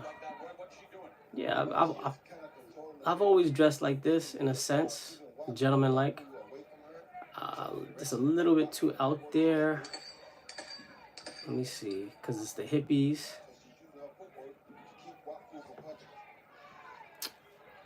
I mean, capturing the style back then, like the photos. Yeah, absolutely. Absolutely. Okay, so all I need to see is Muhammad Ali. Once I know the people, the icons of that time, I pretty much know. Oh, Sean Connery, James Bond. Oh, absolutely. Best glasses. Best era of glasses. By far. The War. David Bowie was wildin'. What the freak was David Bowie doing? It was more free. You know, it was that free time going into the 70s. Jimi Hendrix. Oh yeah. Oh yeah. Oh yeah. We rock with the 60s. Yeah. 60s was cool. Oh, the jean jackets. Heck yeah. Heck yeah. I rock with the 60s for sure. Space Age. Not really a fan of that. Yeah. Yeah. 60s, baby. Yeah. I'm rocking with the 60s. For sure, I'd rock that. Yep. Suits inspired in late 50s style. Block suits. Yeah. Ivy League style. Yep. That is my style. Yeah. I rock with it. These girls is banging though. Boom, boom, boom, boom. Woo. These girls are banging. Are you watching the fight? Yeah, these 2 rounds are going to be very pivotal on who's actually comes out victorious in this fight. It could go either way. Yeah, I definitely rock with the 60 style. I like the 60 style a lot. I like this. I like the cars from the 60s too. Let me see. One of my favorite cars is in the 60s, the Corvette Stingray.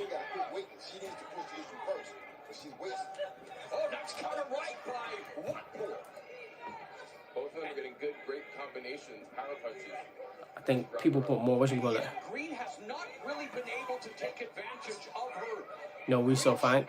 No, we are. So I find it. What do you mean? Yeah. Just over half minute remaining here in the round. Left hook that may have been a decoy by Blackpool. Lazy left to set up the right one. Oh, where do you find it? Oh, I'm streaming it. It's on Netflix. The fight is on Netflix. I like the Ford. I be forgetting what I was even talking about.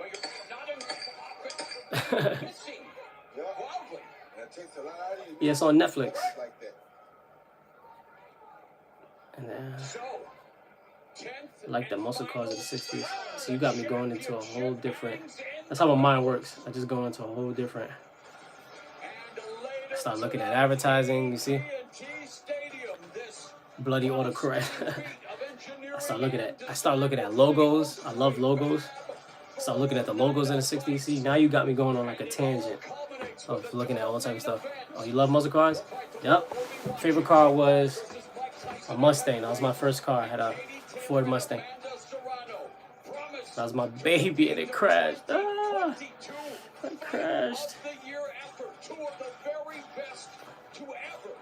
Look at the Jag. Beautiful. Yeah, Stingray. Oh yes. Corvette Stingray is my favorite car. It's the car that got me into cars. We got the Pontiac GTO. Oh yeah, 60s was rocking, baby. Look at that 1965 Ford Mustang. I might buy one of those now. Look at this freaking Lamborghini Miura. Woo. Woo. It's gorgeous. Switch back, rewind it back. What was the rest of the line? Old school. Final round at Roy. Do we see Nah. Yeah, you would get laughed at right now. But you gotta like what you like. You gotta like what you like. You can't care about what people think. You gotta like what you like. That was my baby. That was my baby. That was my baby. I love that car. Alright, let me see. That was my baby. I love cars.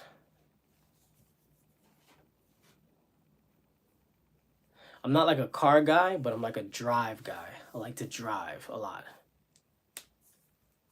So what else? You haven't told me anything about you.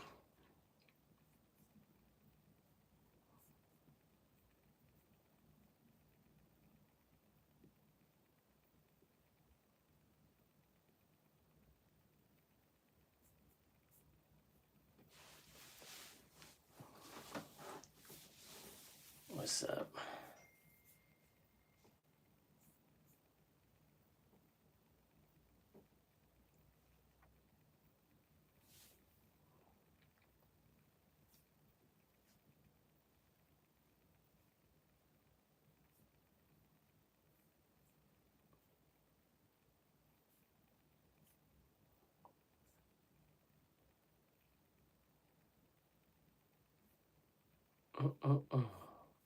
Crazy times, man. An old school era. You're a stay-at-home. How you a stay-at-home mom? You a stay-at-home mom too? How you a stay-at-home mom? Is your husband, is your fiance taking care of you? You living the life. I want to be a stay-at-home mom. I want to be a stay-at-home mom.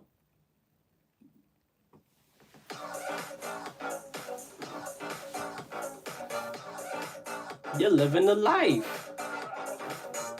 And your son is, wait, your son is 11? So you and your ex-fiance broke up when your son was 1? Yo, Jake. What up, bro? You got a big fight coming You're up, bro. potty training? It's gonna be The kid? You're potty training your son? You said he's 11. You potty training your son at 11? Oh, you have 2 kids. Oh, okay. Makes sense. Okay. All right. 2.5 years old. Okay. Yeah, that makes sense. So wait. You got your 2 kids from your ex-fiance? 2? Or this is another guy? Because you said 10 years. You said you haven't seen him in 10 years. So where'd the other baby come from? Is it 2 boys? Or is it are you potty training a boy or are you potty training a boy and a girl? crazy, man. The stakes are so high. Hey, how you feeling after that slap, bro? I'm feeling good, bro. It got me more excited, and it makes things more personal. So I love that he did that, and it just makes everything. No, just 1. For if I say no. Wait, all right. I'm so confused. Came into my life when I was 11. When you're 11-year-olds, so it did. Okay. The fiance that you have now came into your life when your 11-year-old was 1. So you broke up with your first fiance when your son was 1. Then a new guy came into your life, and now he's your fiance, and you've been with him for 8 years, and you have another kid. Okay, so you're a good woman. You have no problem finding a man, cause as soon as you left one came right up into your life, and you're engaged again. Congratulations, you're a good woman. Shout outs to you. Yeah. You are gorgeous. And you're still with him. I hope forever. I hope you stay with him forever. Shoot. Yeah, that's to the grave. I need to take that all the way to the grave. You and him, you found a good man. He's a father to both of your sons. Take that to the grave. You ain't no reason to even ponder about it. That's your man for life. For lifers. That's what's up. I'm proud of you. Go ahead, Tiny. I'm proud of you. More fun now. Jake, I'm kind of scared for you. When are y'all planning on getting married? I'm kind of scared for you. Wait. When's the wedding? Hey, Jake. I'm kind. That's he's the last one? Yeah, I believe you. This is my last relationship. If me and my wife split, I'll never go in a relationship again. Ever. That's it. Forever. I'll never ever do this again. So I understand. I totally understand. But y'all should be good. Yeah, it's too much work. It's a lot of work. Too much work. It's too much. It's too much work. Being with someone, anyone, it doesn't matter, the love of your life, the best person in the world, being in a relationship with the best person in the world is still hard, because 2 people becoming one it's just hard work. No matter what you do, no matter who it is, it's gonna be hard. It's gonna always be a challenge. So God bless you. Keep it going. Keep fighting. Stay strong, because you got a good one. I don't know why y'all not married yet. Y'all should just go ahead and get married. Don't try to go get a big wedding and all this fancy stuff. Just go right to that courthouse and get married. And y'all can save up for y'all wedding in the future. For the family and for everybody. But go right to that courthouse. Get married. Make it official. Bro, start building y'all life together. Mike, my guy. Bro, like, hey, do you think you got it? Do you think There you go. I got this, bro. I got this. It's gonna be Yeah, a small beach wedding, but you could go to the wedding. You could go to the courthouse and get the document signed, and then go have the official wedding on the beach. You're low maintenance. I think you should. Yeah, that's good. That's good. You want to be a low maintenance girl. If you want to have valuable things in life, you should be low maintenance. If you want to have the best, you know, it's the people that want to spend their life trying to impress other people that don't really live the best life. Focus on the things that you need. What's stopping you is your height? How the heck is your height stopping you? What the freak? How is your height stopping you? From a wedding on the beach?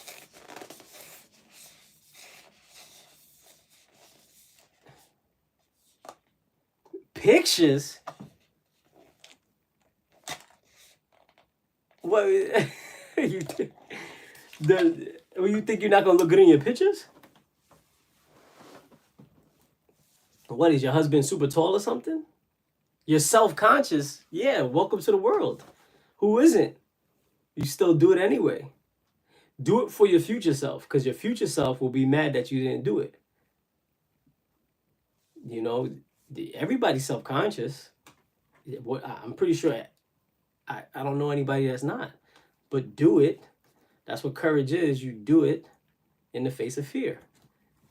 Your future self is going to be mad at you. You're going to get to a certain age. You're going to be old and you'll be like, dang, I should have did it then. Why didn't I do it then? I was so stupid.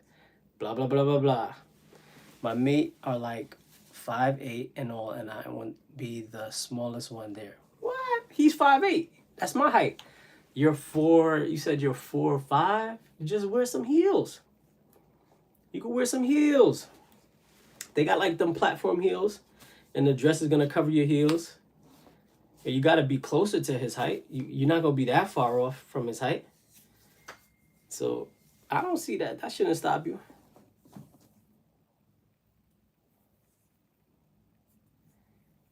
Yeah, but the dress will cover it. Nobody's gonna know. And so what? Love looks good.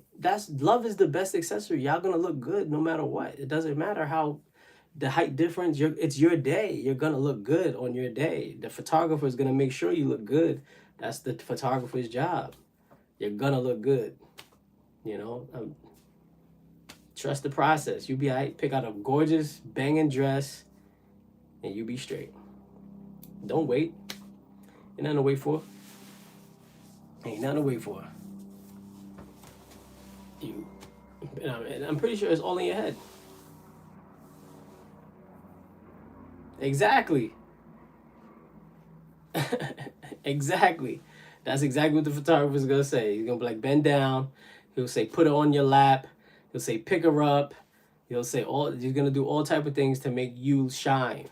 So you don't gotta worry about none of that. Go ahead, get married this weekend. Have a ball. Don't waste no time. Especially because nobody really cares. You'll be amazed at how much everything that's in your head, people aren't really even close to thinking about. All your friends and all your family. Yeah, I'm married. All your friends and all your family, they know you as short. So it's not going to they love you already. So who are you self-conscious towards? Like, who are you trying to impress? Or they all love you. They all love you. Be a fourth or fifth round KO, and he is scary. We see the angry, violent Mike Tyson coming almost 10 years now, and he's gonna be super, super tough. But I'm gonna just be too fast for him. So you think you're gonna beat Mike Tyson? I know I'm gonna beat Mike Tyson, the greatest boxer of all time. You think you're gonna beat him? Bro, you almost beat Noah Lyles in a race. Okay, we could do this, bro. We could represent the internet community and show that we could do amazing athletic things. Listen. Hey, Jake. Hey, you my guy, but bro, be the great.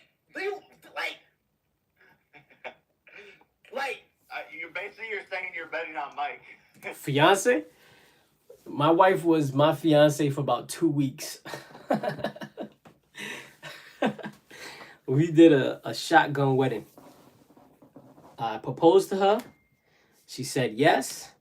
And then like within 2 weeks, we got married. I had to plan everything behind the scenes as fast as humanly possible. Yep. Like immediately, because my wife got pregnant. So I had to hurry up and get a ring. Had to hurry up and propose. Once she said yes, we had to hurry up and plan the wedding like super fast. It all happened like within like a month. Yeah. Everything super fast. Super duper fast. Shotgun. Boom. Straight out the gun. Boom. As soon as she said yes, it was just like, boom. Do this. As fast as possible. Yep. Yep, you see? Because if I would have waited on my wife, we would have still been engaged just like you. If I would have waited on my wife, we would have still been engaged just like you. But because I was like, let's go right now, immediately, we're already married. And we've been married for 10 years and no regrets. Everybody's happy. You know? It was a small wedding. It wasn't a bunch of us. It was like, how much of us is there? I think 50 people tops. That's it. Got married. And that's been life ever since. If we would have waited like you, we would have still been engaged. There's plenty of friends and family. They're still engaged. They're saving up for their wedding. They're saving up all this money. Well, this whole time they could have been married. But because they all have this fantasy wedding, they're still not married. We have friends and family. Friends and family. Still to this day, they've been engaged for who knows how long. Because they're self-conscious or whatever. Me and my wife got married immediately. No time wasted. Let's hurry up. Well, let's go get married. And got it done. No regrets. Mike? Bro, like, hey, like, bro, I think Mike's gonna, like, bro, like, I'm trying to pray for you, bro. Look, I love you, but, bro, he's just, that's Mike Tyson. He is different, bro. He is different. And I know God is with me on this fight. I know God is protecting me, and I'm going to be alert. And there is the chance that he hits me with some hard-ass punch, but that doesn't mean I can't get back up and keep fighting. You know what, bro? This fight is rigged. Fuck that! Mike is about to do himself! He about to you up, Jake! All right. Like, he about to the highlight reel bro, of me knocking like, him out. what are you talking about? Got an AR? Like, bro, what is Yeah. You need to hurry up and get to it. Bro, like, I'm sorry, just, this is Mike Tyson, bro. Hey, I love, hey, look, I'm gonna be watching, just do what, just do everything that you want. Okay? You said you want a beach wedding. You know, that's this summer. You know, don't overthink it. Don't make it bigger than it has to be. Just marry the man. You know, that's the love of your life. Just marry him. You know, don't let this world make wedding have to be this $40,000 party and all of that stuff. It doesn't have to be any of that. It doesn't have to be none of that. Just have a wedding, invite your loved ones, and y'all just have y'all union. Shoot, now that I think about it, I'm going to a wedding. I gotta go to a wedding in DR. A destination wedding. So now I gotta spend money on that. And I gotta take my whole family. See? All of these freaking destination weddings, big weddings. Hurting my pockets. I wish they would have just got married at the courthouse. But we're gonna go. We're gonna support. We're gonna love them.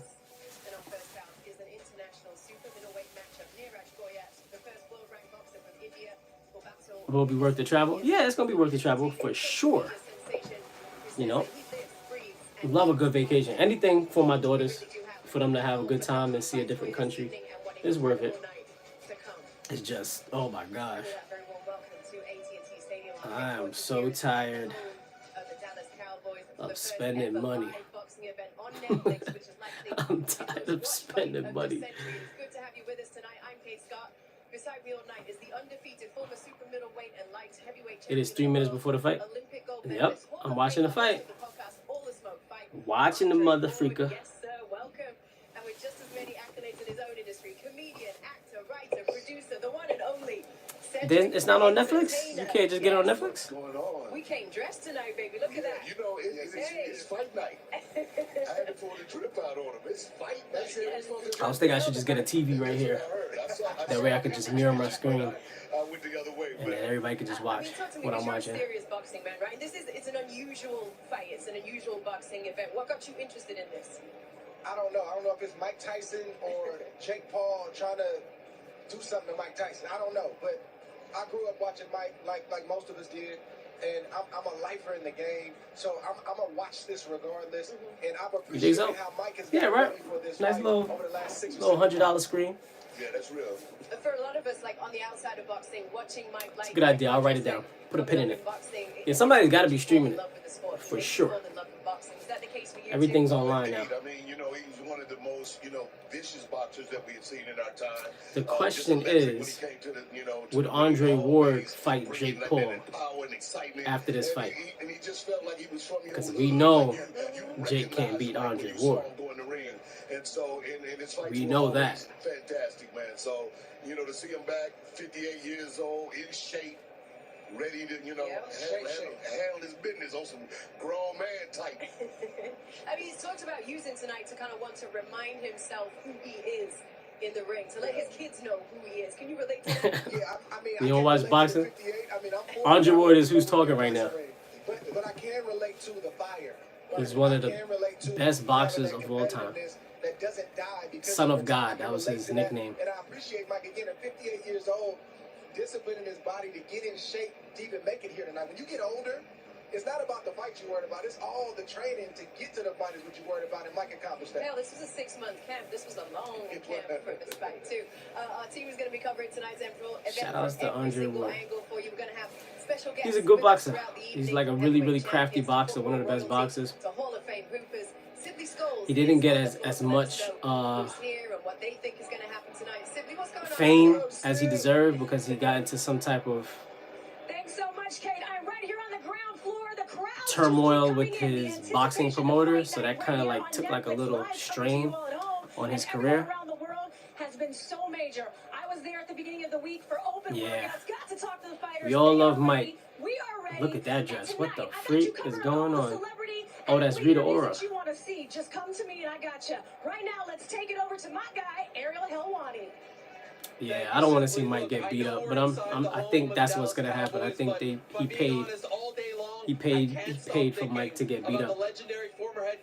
Because I know Jake Paul, I know these streamers and these YouTubers, they make a lot of money, so I'm pretty sure Jake Paul don't mind giving Mike Tyson $5 million under the table to beat him up. And what a thrill to get to talk to the fighters after their fights and in the locker room before they make that walk. It's the best assignment in broadcast journalism, and I can't wait to kick things off. Okay? All right. See you. Good seeing you, Tiny. Peace up. I'm here. I'm chilling. Versus Mike Tyson. We've got an all-star team for you tonight at ringside as well. Legendary broadcaster Mauro Ranallo is with one of the best to ever do it. Boxing icon Roy Jones Jr. You too. Enjoy it for real. Huge fight fan. The queen of boxing. Let's hope Mike wins. With us as well tonight. Mauro. All right, Kate. Well, thank you very much. And yeah, like this event, the broadcast team blurs the lines of pop culture, entertainment, and sports. And as I sit here looking around at this cavernous stadium, Roy and Rosie, it is hard to believe that we are putting the real in surreal tonight. And Roy, it was 4 years ago in Los Angeles when you were the last man to share a ring with Mike Tyson in an 8-round exhibition match. What was that experience like? It was extraordinary. I was very surprised of a lot of things. I was surprised of the way that he carried himself, the way that he still could defend himself. But the most surprising part was what I expected, his power. First time he hit me, I expected it to be hard, but I was like, holy smoke, this dude was just kicked like a mule. So the power really didn't shock me. How does a 58-year-old Tyson match up with a 27-year-old Paul? He's got to be And the bad thing for Paul is these are 2-minute rounds, so that animal may never get a chance to tire. If Tyson doesn't tire, there's no way Paul gonna beat Tyson. But if he does start to tire, then that gives Paul a chance. Rosie, you're such a big boxing fan that, in fact, in your big debut on the screen and Do the Right Thing, you were shadow boxing across the screen, doing a little dance and really representing Brooklyn well. What intrigues you most about the main event? It doesn't have to do with your fellow Brooklyn native Mike Tyson. Oh, it sure does. It's all about Mike Tyson, and Mike Tyson for me. I have to tell you, and I can't believe this man is still alive. All the trials and tribulations he went through in his life, we are seeing Mike 2.0, and I am so excited for him tonight. And you were, of course, at the sold-out Madison Square Garden 2 years ago when Katie Taylor and Amanda Serrano, two warriors who warred like Hector and Achilles when they made history as the first female main event at the world's most famous arena, Madison Square Garden. Taylor was able to sneak past Serrano to defend her undisputed lightweight title tonight.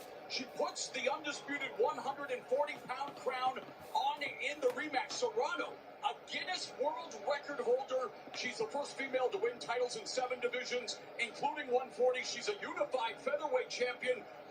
What do you expect in the encore, Rosie? Well, I'm hoping for a fairer decision because I honestly thought that Amanda Serrano won that fight just by a slim margin. I would have been even happier with a draw. That said, I think that Amanda cannot let her foot off the gas. She did so around in the 5th round in their first encounter, and this time she cannot take anything for chance because Katie Taylor is an elite fighter, and she really rallied. And you know what? Katie Taylor's got to throw a lot more punches, too, in the earlier rounds. For my money, it was the greatest female boxing match ever, period, full stop. Roy, what adjustments do they need to make in the rematch? Well, I think both of them have to make adjustments. Katie Taylor is not really a technical adjustment. It's more about getting busy a little bit earlier, fight management.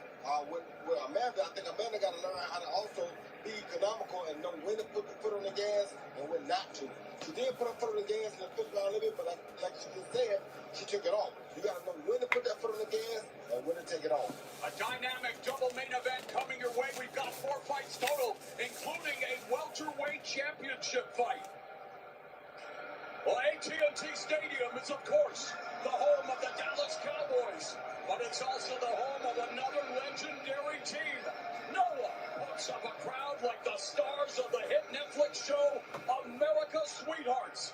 The often imitated, never equaled, internationally acclaimed Dallas Cowboys cheerleaders.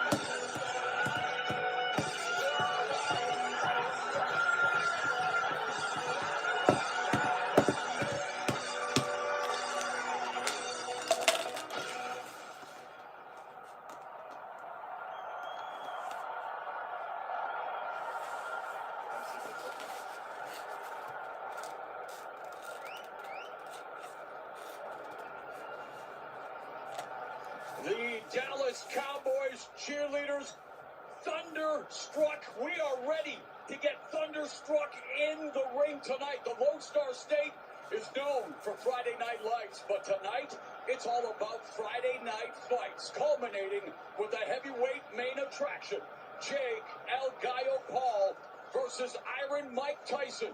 A fight no one saw coming is one the world will be watching. It's time to Netflix and thrill.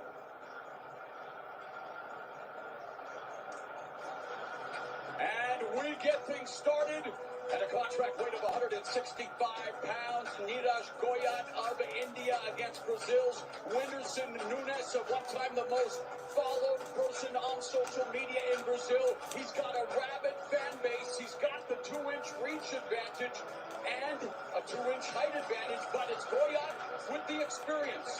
We are set for 6 rounds at 165 pounds, and let's bring in our rules expert and unofficial scorer, Sean Wheelock. We are under the unified rules of boxing as being administered this evening by the Texas Commission. There is no 3 knockdown rule. Only the referee can stop the fight. The fighter cannot be saved by the bell in any round.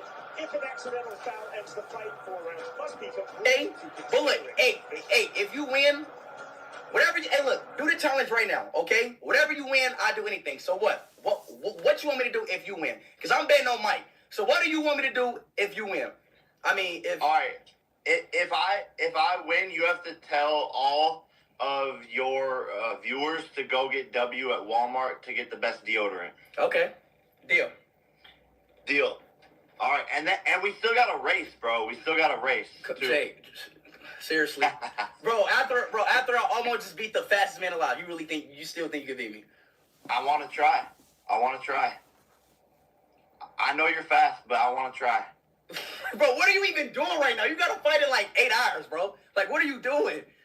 I'm gonna see you in January. We're gonna get the race done in January. Okay, all right, bro. All right. Hey, Jake, good luck, bro. Man, all right, good luck. That's all I'm gonna say. Good luck in that ring, bro. Make sure you don't die, all right? Thank you, brother. Protect that head. Thank you, brother. Peace out, Jake. Got you. All right, peace, bro. He gonna beat your ass. Fuck, he didn't hear me. Chad, he really think he can beat Mike, y'all. Chad, he genuinely think he can beat Mike. That ass. Your rich melanin skin is the reason we created New Shea Moisture Whole Body Deodorants. They protect beyond, freshen around, all day invisibly, no aluminum.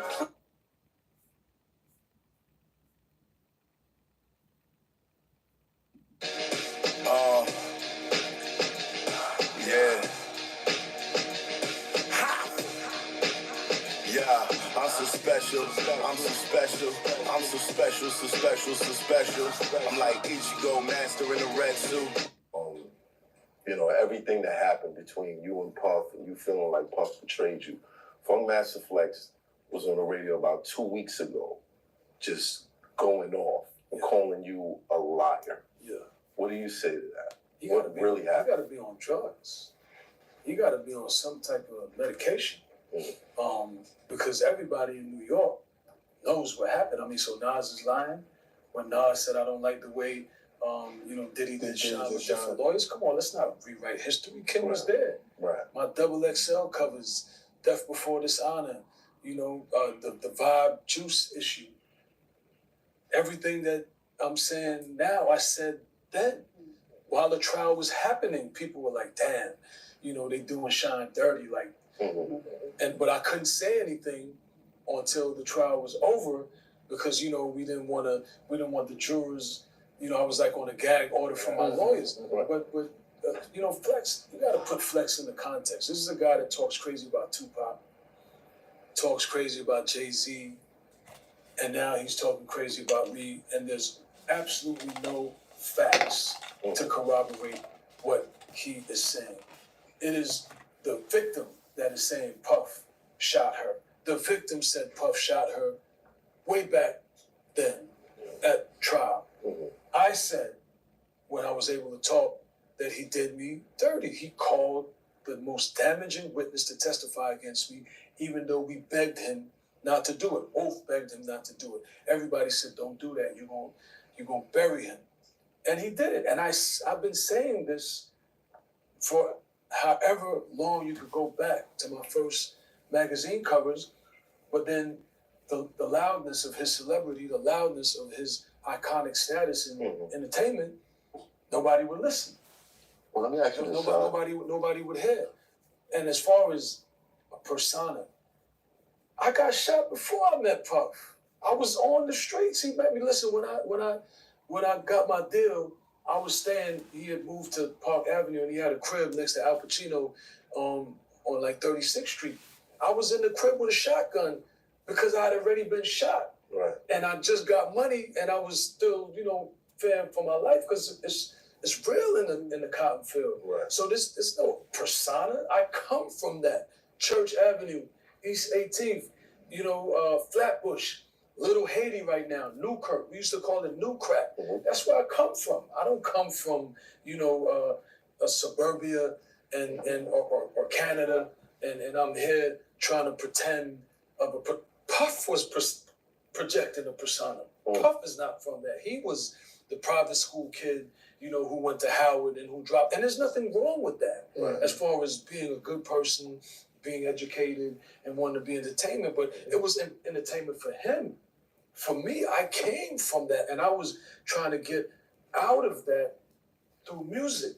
Right. And then we had a shootout in front of Daddy's house, where, there was an incident with me and some people, and, my guys were there, and, shots were being fired both ways. Were those people associated to you before the Bad Boy deal?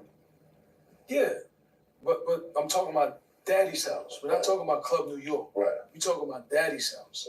There was a shootout 30 days before the Club New York incident in front of Daddy's house. It's recorded. It was like maybe 2 months, sometime late October. And that's when I started carrying a weapon because I had to keep going to the studio. And, I didn't have any security guards, and I wasn't going to report it to the police. Was that the Junior Mafia situation? Yeah. Basically. And me and the Mafia, we cool now. Caesar's in the documentary, of course, and you see it. And, Rock and Rube and everybody, BK Rube. But, I was going to keep going to the studio. Right. And my motto was always be try by 12 and carry by 6. So there was no persona. Right. That was the real, like whatever situation we had, like Rock could tell you, in that situation when it was happening, I swung on him. I set it off. So Funk Flex is out of his mind, and Rock is my brother. It's no problem. Rock is a stand-up guy. Right. 10 toes. Right. But Sean was never, some frail kid in the corner. Like, remember what my cousin taught me. So when it was about to happen, I made it happen. And they did what they did.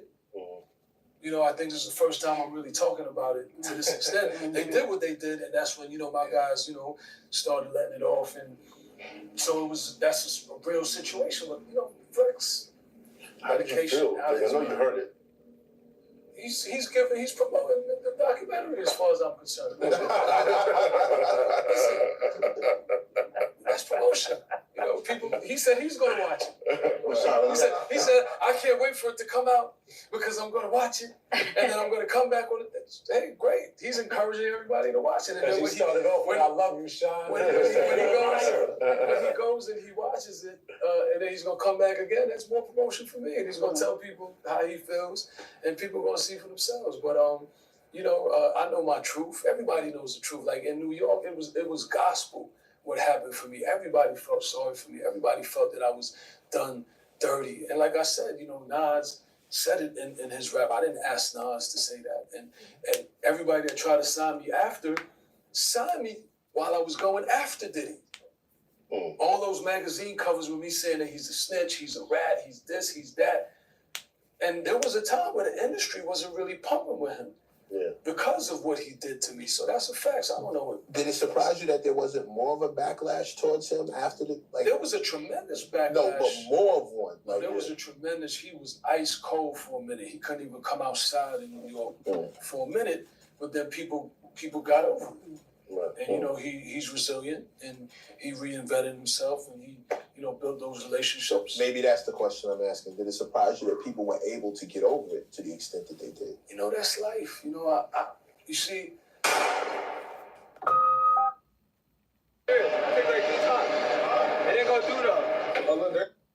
What's up, everyone? Welcome back to another video. Today's video, we're doing something a little bit different. We're doing more of a vlog type of video.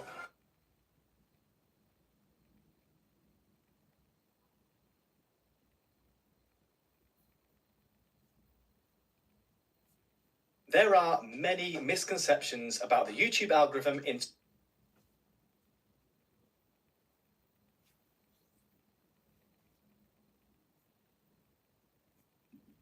Excuse me, sir. Hey. Hey, how you doing? All right. I'm sorry, I'm your neighbor. I don't think we ever been.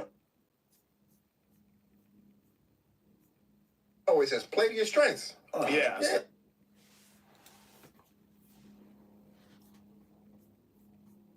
Always says, play to your strengths. Yeah. But you know, you got to take that payday. I mean, what did he make out of that fight? He probably made $10 million or something. Yeah. And Jake Paul's very smart, man. Like, he gets guys that he's bigger than. younger the only time than. he fought another boxer his size was Tom Fury, and he lost. Tom Fury? Good fight. Tommy Fury. Very good fight. Very good fight. You know, I think he's like any other young up-and-coming boxer. It's just everybody dismisses him because he's a YouTuber. For sure. It's easy to dismiss him, but I was there when he knocked out Tyron, and I was like, man, I'm done with this kid. I never wanted to corner another fight in my life, man. I was like, yo, he just knocked my boy flat out on his face, man. I was heartbroken. Bro, he has pop. That right there shows you, because that's somebody that homie knew. That right there shows you that Jake Paul knocking out actual fighters is not staged. A lot of times people think that when Jake Paul knocks somebody out, they think it's staged. And I don't think that's fair to Jake Paul. Even Jake Paul talked about it. He said he looks at it as a compliment now because he must be that good to be actually knocking out real fighters, and he only been fighting 3 or 4 years, where them dudes been fighting their whole entire life since they were young, like 5, 6, 7, 8 years old. That's how much Jake Paul has improved. So he looks at it as a compliment.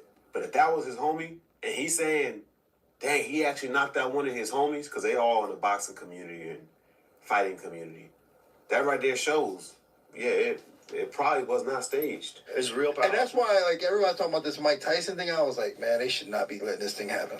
I really hope he doesn't knock Mike Tyson out. To me, I'd just be real bummed out to see Mike get KO'd at 58 years old. 60, basically. Like, what other sport would we let a 58-year-old man compete other than golf? Right. Yeah, but you know what I'm saying? Like, why are we letting this happen? It's kind of crazy. Yeah, but he's made for it, man. Like, he's made for it. I agree. Yeah, I mean, it's... Listen, Dude, he's perfectly capable of knocking him out. He is perfectly capable. If he zigs when he should have zagged, if Mike can close the distance in a way that he doesn't expect, and Mike also has layers upon layers of attacks that are in his mind. He's forgotten more about boxing than Jake Paul has ever remembered. It's just how quickly can it happen, because how much gas is a guy like that going to have? How does he feel now? He might have been excited when he said he was wanting to do it, but how does he feel now? You got months and months and months of this. I just want to see something other than those mitts. Does he dismiss does he wish he didn't say? No. This happened 2 or 3 days prior to when Mike Tyson slapped Jake Paul in the face at the weigh-in or the face-off. After that slap, I think he's pumped up. I think it's going to be a really good fight. I do actually have a true fear that Mike Tyson might get KO'd by Jake Paul, because Jake Paul be KOing the most unlikely people. And Jake Paul is one of those people that he's like the least likely person. Even though he's not the least likely person, people look at him as the least likely person to knock somebody out. And by him being underestimated, I was thinking about saying the underdog, which he is as well. But by him being underestimated, if you don't respect the fact that Jake Paul actually can really fight and he's somebody to take seriously, you'll get KO'd by him. And I think Mike Tyson takes him seriously. That's why he's doing the fight. Because why would he mess up his legacy if he don't think Jake Paul is a good enough opponent to fight? You know what I'm saying? Everybody's saying for the money. I don't think Mike Tyson needs the money like that, to be honest. How's his health? How's his back? How's his He knees? seems to be having fun when he's promoting it. Yeah. You know, he seems to be. It's probably on mushrooms, bro. And it's also risk versus reward. Like, if he loses, he's also almost 60. If he wins, that's another great. Imagine he knocks him out. Layer on the It's like, mystique. He's a monster. Look, at the end of the day, Mike Tyson's a monster. And if he can get that monster to just move in and close the distance, and if he uncorks a boom on Jake Paul and watch Jake Paul going to Queer Street, that will be wild. To watch a 58-year-old Mike, that would be best case scenario for the. And that will debunk a lot of things about age. I honestly, I'll say as a younger man in my 30s, I think about age more than I ever thought about in my life. And I don't believe in ageism. I believe you can maintain what God has given you. And a lot of times, the reason why people age the way they do is because they don't try to maintain the gift that God gave them, which is youthfulness, healthiness, strength, agility, being sharp, being excited and adventurous, and, more so physically and mentally. These are gifts from God. And by the time you get older, you got to do things proactively to maintain it. You have to exercise. You have to continue to, try to face challenges and try new things instead of doing the same thing all the time. Always try to do something new. Always try to learn a new skill. Always try to get your brain trying to learn a new skill and try to go. You have to always keep moving. And the reason why I believe that Mike Tyson is a worthy opponent for Jake Paul, I think Mike Tyson is better than Jake Paul. But I don't believe in that age stuff. Recently I raced against somebody that was younger, that's fast, and I sprint every other day. And this person who was younger, who used to run on a track team, thought that he could beat me in a race. And when we raced, I won both races. I'm in my 30s. I shouldn't be, quote unquote, I shouldn't be winning that race. But I don't believe in that. I believe when I'm 50, I should still be able to, if I race a 20-year-old, I should be able to beat them in a race. I really believe that. I agree. For sure. Worst case Best case scenario scenario, is someone gets hurt. Yeah, best case scenario for the world is that he knocks Jake Paul out. Yeah, best case scenario is Jake Paul realizes immediately he's in there with Mike Tyson. That Mike Tyson, at least for a round or two, First still time be he Mike gets Tyson. cracked, I guarantee you, his head's going to be like, oh, shit. It's going to be interesting to see what happens. How many rounds is it? I think it's 8. Yeah. 8 2-minute rounds. 8 2-minute rounds. That are 2 minutes? Yeah, I think they're doing 2-minute rounds. And I think they have. Better. Do they have 10-ounce gloves or 12-ounce gloves, It's Jeremy? a lot better than 2-minute rounds. Yeah, I think they're making them have slightly bigger gloves. 14 ounce. 14 ounces. That's so sparring gloves. Yeah, and it's not Almost. sanctioned, right? It can't be sanctioned. It's sanctioned. It's sanctioned. It is sanctioned. How do you sanction that? 14 ounce? What? Texas. Yeehaw. Same place you can own a giraffe. My wife was driving home one day. She saw a zebra. Same place has more I tigers go, than there's a anybody. she goes, there's a zebra loose. I go, welcome to Texas, baby. A zebra? Yeah, you can have a zebra here. Some dude's zebra got out. And they got a few tigers here, right?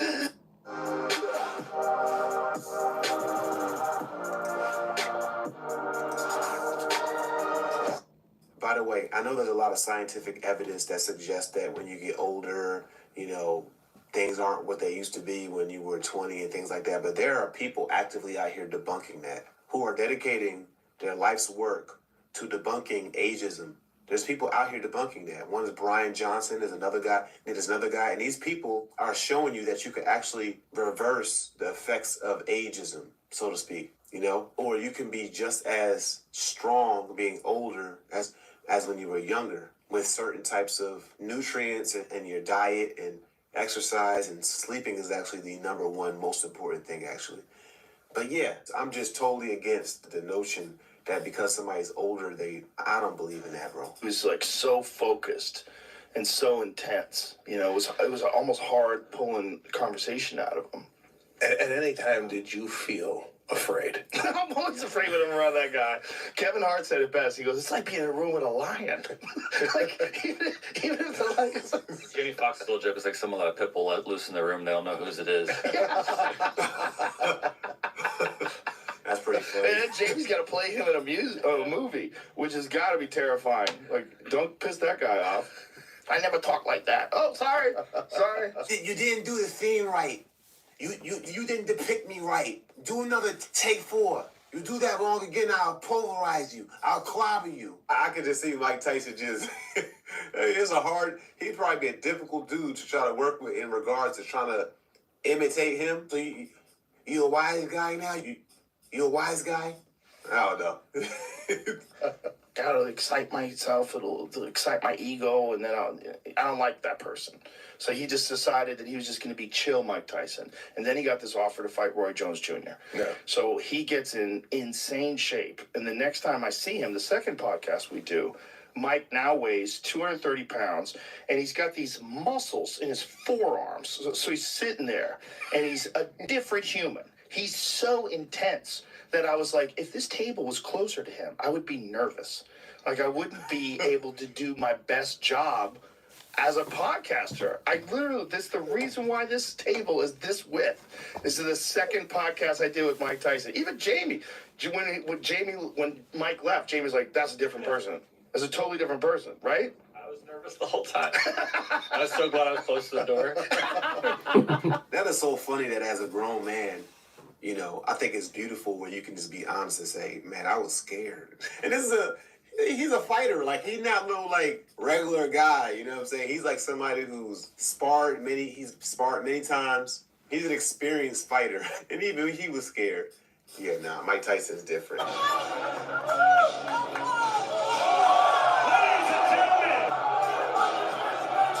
I seen him make a tweet that said it's the fact that Mike Tyson smacked him in the face. It's almost like he was like happy, like like the fact that somebody he admires so much, he got to get smacked in the face by. You got to get a whole lot more than smacking, and pretty soon you got to be getting punched on. But with 14-ounce glove, that's huge. Pause. I wonder if the fight's gonna be nearly as interesting with such big gloves. 14-ounce gloves, you know how big that is? They said that's sparring gloves, so that's gloves when you can't really get that hurt from that. You probably can't even get knocked out. What's standard? What gloves are standard? What size are standard gloves? Let's see. Look at this. It says 8-ounce gloves, weighing in up to and including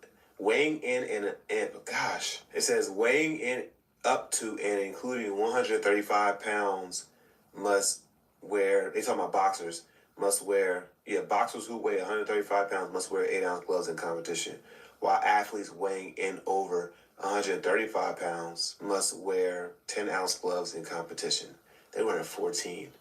14. Them gloves are huge. Pause. Some big gloves, man. That actually kind of makes me a little bit less excited.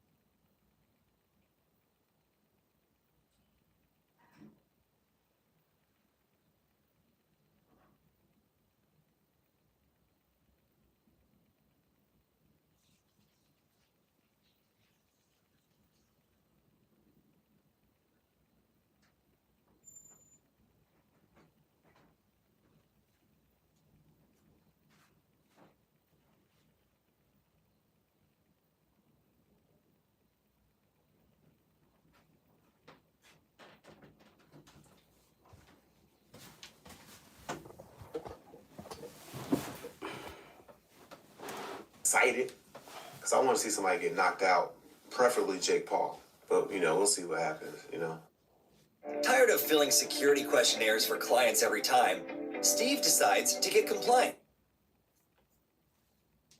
You're acting like you're my dad or something. Like, I don't recall that. Of course you don't. But I do recall that phone call about, 10 o'clock, but you told me you was free in the evening, so that's why I was saying that. But I didn't say like I just thought it was so picky, the way that you were on my phone telling me. I felt like it was entitled, to be honest with you, for you to call my phone and talk about when I'm not answering, when I'm answering, and I know you for 3 days. I just thought that was rude. But you still set the date. Yes, because that was the objective of the show. But we should have not went on the date if you felt that way. Why schedule the date? On this fine Sunday. Thank God that we didn't go on the date. Because I just feel like this was the energy on the phone. I saved my money. Right. So you felt like he was coming at your throat? The same way that it's like this energy, it was very back and forth and very petty on the phone.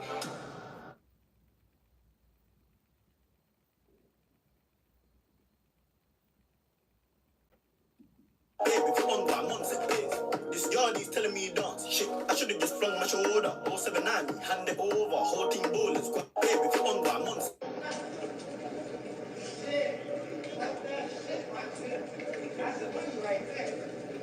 That's money. Yeah, more money. Real quick. More money. More money. Put that shit in the safe. Let me know your butt. She pregnant again?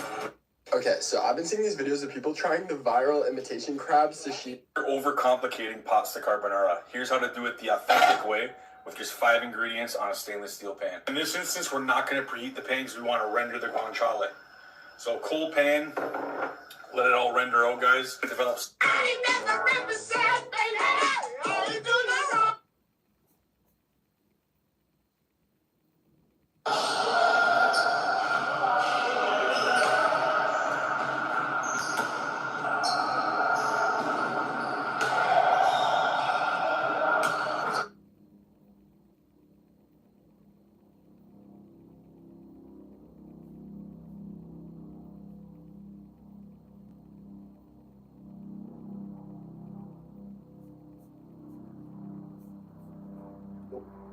The worst feet in the world, right? And if somebody stepped on my feet, I would totally tap out. I would just give up. What's up, everybody? This is the world famous Ed Lover, and you are watching Forgotten Kings TV. That's right, Forgotten Kings TV. Come on, son. Whether it was real, fake, or whatever you say, Mo, when me and Sim was talking about it before the show today, and we was like, what if you in the street and Mike Tyson slapped you and start bobbing and weaving because he slapped him in the head. And they was like, yo, do you run behind a car? Do you be like, yo, Mike, you doing too much? What do you do if you on the street and that happens to you? So I was sitting there saying to myself, I was talking about breaking that shit up, but Mike looked like an angry individual in that joint. Jake Paul didn't even do nothing after that shit. Yeah, you don't know which mic you're going to get. Yeah. It might be sophisticated mic or lunatic mic. He said he tripolar, so. Let's talk about it, y'all. Mike Tyson versus Jake Paul fight finally going down tonight live on Netflix. Okay, everybody is, of course, talking about the slap last night. If y'all don't know, Mike Tyson slapped the hell out of Jake Paul. Of course, a lot of people are calling the stage. Listen, man, they got to sell a fight. Right? Are we surprised? And even though, let's say that was the case, right? Let's say, listen, Mike, this the plan. Jake Paul, he gonna run up on you. You just slap the hell out of him. Listen, man, why play those games with Mike? You get what I mean? We get it. He's at a different stage in his life. But listen, we don't want the man to have any flashbacks of Iron Mike, man. And honestly, I was worried. I gotta be real. I watched the face-off. Shout out to Cam. It was something different, but even after watching the face-off, I wasn't sold. I was not sold. We got to be real, right? It was a moment where we didn't even think this fight was even going to happen, right? We had a couple health scares from Mike Tyson. So, of course, there was some uncertainty along the way, and yet all it took was for, Jake Paul to be himself, right? Acting like a clown. Stepping on this man's feet, that's the reason, right, that they give it. Mike saying, listen, You know, don't step on my feet. I'll snap on you. And I don't play with my feet either. So I understand. You get what I mean? But I'm pretty sure it was a lot more to it. Jake Paul doing everything he can to try to trigger this man, get into this man's psyche, and you really don't know what you're dealing with, man. You're playing with fire, okay? Listen, play or not, he's still Mike Tyson. At any given moment, this man could snap back to his old ways. Come on, he going back to his old neighborhood. Listen, you know, that's all it takes is the right environment, and then boom, Mike just snap out of it and just, you know what I mean? Now your head is on the other side of the arena, looking like a damn soccer ball. I mean, come on. But again, this is where we at with it, right? Both sides signed a contract, and tonight's the night. We finally get to see what happens. I'm pretty sure many would agree. I want to see Jake Paul get knocked the hell out. That's just me.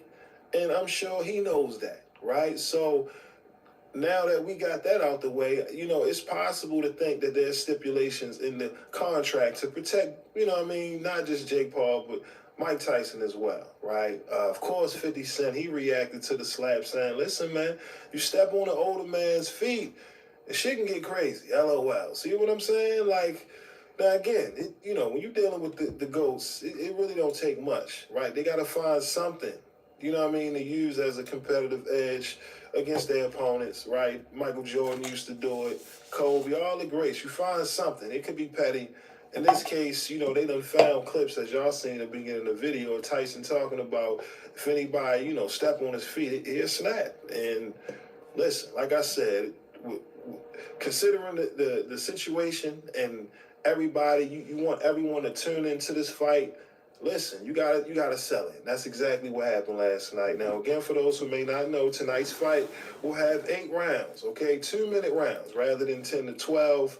But listen, man, you know, like I said, it's gonna be entertaining. That I will say. How the outcome will be, we just have to wait and see. Like I said, will Jake Paul put himself, you get what I'm saying, in the fire?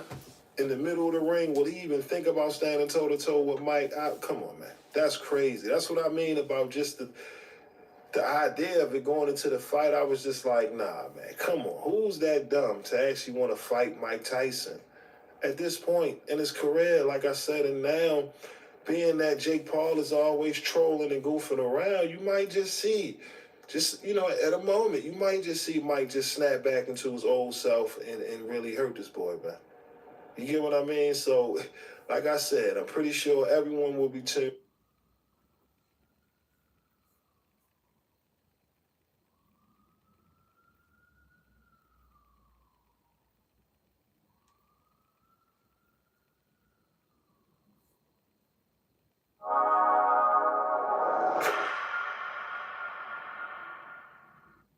So did you watch the race? Did you see the video? I did watch the race. I did. I watched Noah tell him, don't give up if I'm beating you by, I think, the second step or something, but he pops Noah out the hole.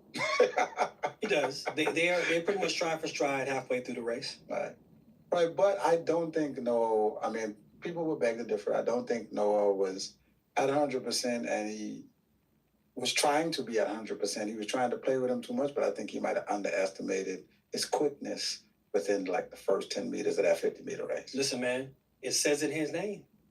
His name is Speedy. So he got a little foot speed to him. Me doesn't all the way agree with marriage because it's a piece of paper. Who cares about that? But ultimately, if we are partners, we locked in. You should want to marry me, period, and give me whatever the fuck I want. So I want a ring. I am a model as well. I am a massage therapist, server. I'm a mother of 2 beautiful little girls, 4 and 5. So I got a lot going on my plate. I say this with all due respect. Jake Paul versus... Growing a startup is tough. You have... Jake Paul versus Mike Tyson is everything wrong with society. This is a fight that once again pushes the message that clout, money, and influence is valued above everything else in our society. And while it's going to be fun to watch the fights, the fact that it's even taking place can tell us a lot about where society is headed. If you were to have told somebody 50 years ago about this situation, it would just seem laughable, absurd, and downright stupid. But now it's becoming increasingly acceptable that any influencer with enough followers can become the face of boxing, taking down older men from their former glory and using their reputation to force your brand into the public consciousness. Boxing is meant to be a test of strength and durability, a display of discipline and dedication. Jake Paul and just influencer culture in general has turned this into a spectacle. And on the surface it makes sense. It's great marketing, it brings in a bunch of cash, and may actually promote boxing as a whole. And of course Jake Paul and lots of these other influencers are playing a role. Just like when he started building his brand online, Paul's had no issue making himself the supposed villain. He almost seems to revel in this, playing up the arrogant persona he spent years building and angering fans whenever he could. Now most amateurs in boxing have to claw their way to the top. They spend years honing their skills before they're even given a shot at recognition, much less the big leagues. Paul, in contrast, with clout and influence, has essentially paid his way to fight in the big leagues. And if you have enough money and clout, it seems like in our society today you can almost do anything now, no matter where it's fair, just or not. Using his money and influence, he was able to get athletes with legends behind their names to fight him. And to his audience, he was taking on the best of the best, which added weight to his declarations of being a great fighter when he won. And it annoyed boxing fans to no end, especially since most could see that almost all of his fights favored him. All of his opponents seemed to be older, retired fighters in financially difficult spots. That, or they weren't even boxers. Take his fight with Ben Askren, for example. In his prime, Askren was an incredible fighter, so good in fact that he represented the US at the 2008 Olympics. Jake Paul's decision to take on a former Olympic athlete was impressive, almost brave. However, this loses all meaning when you start to realize that Askren is a wrestler and not a boxer. The influencer wasn't fighting one of the best US wrestlers. He was fighting the worst striker in the UFC history. While the fights definitely weren't staged, it was apparent that Paul had taken the easy way to the top. And it's not necessarily his fault if he's able to do it and make a bunch of money from doing it. It kind of makes sense. But at the same time, the fact that this stuff is allowed and just continues to go on, taking precedence over real boxing, is showing what's really valued. It isn't just the dedication, skill, rising to the top from nothing. What the sport really seems to be valuing today is clout, money, and superficial flashiness. This is why boxing elites and many others question the legitimacy of his career. Many suspected the influencer wouldn't stand a chance against a professional boxer. And the same could be said for KSI and all these other influencers. So spurred on by the fact that no one trusted in his ability, and the fact that Jake is a relatively good boxer, he challenged Tommy Fury. Fury is the only pro boxer Paul has actually dared to fight, and it's obvious why. Having grown used to the slower pace of former opponents, Paul wasn't ready for Fury's rapid-fire hits, and unsurprisingly Fury won, and those who doubted the influencer's skills felt justified. Now most people could ignore Jake again. For the average person, he slipped back into oblivion. As a result, his next few fights were bittersweet wins, but they just weren't landing the same, and the now 27-year-old wasn't really having it. He needed a fight that would grab people's attention, something that would anger them so much that they couldn't help but pay attention to him. A boxing fight that should never happen. A fight that's completely about just clout, money, and nothing else. He needed to challenge one of the most iconic fighters in the world. A fighter who was once so dangerous, Jake's life would have been in danger had he fought him in his prime. Mike Tyson. There's one thing that you can't deny about Jake Paul. He's confident. Few people can challenge Iron Mike to a fight and come out the other side unscathed, even at his age. Many who faced the boxer in the ring got their backsides handed to them. One even lost part of his ear. So when Jake issued his challenge, fans' responses ranged from outrage to excitement. But the real elephant in the room here is that Tyson is obviously 3 decades older than the influencer. He made a name for himself in the boxing world before Paul was even born. The only reason he stopped was because he couldn't do it anymore. During his time in the ring, Tyson fought in 58 matches and won 50 of them. And most of these were knockouts, his most iconic being against Michael Spinks in 1988. In just over 91 seconds, he knocked Spinks out. The fight is now famed as the 6th shortest heavyweight title fight in history. And even though he's nearing 60, which seems to level out the playing field, he should really never be fighting Jake Paul in the first place. Now, for a man pushing 60, Tyson is in incredible shape. Leading up to his fight with Paul, he hit his sparring partner so hard that he had to be sent to hospital. Not only that, but Gene Kilroy, a longtime friend of Muhammad Ali, was shocked at how far he'd come despite his age. This is the strongest I've ever seen you. Yeah? Yeah, the strongest I've ever, and I know you since you're 13. I think this impresses it out of me.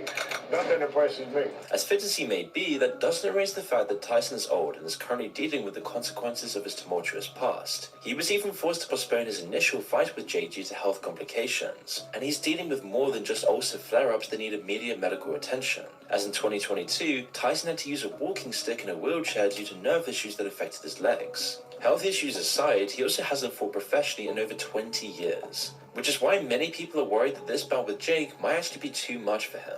Promoters like Eddie Hearn have been particularly outspoken about the ordeal. His biggest concerns are the danger Tyson will be putting himself in and the lack of respect for the integrity of the sport. Because I think it's just disrespectful to the sport, but I don't want to see it.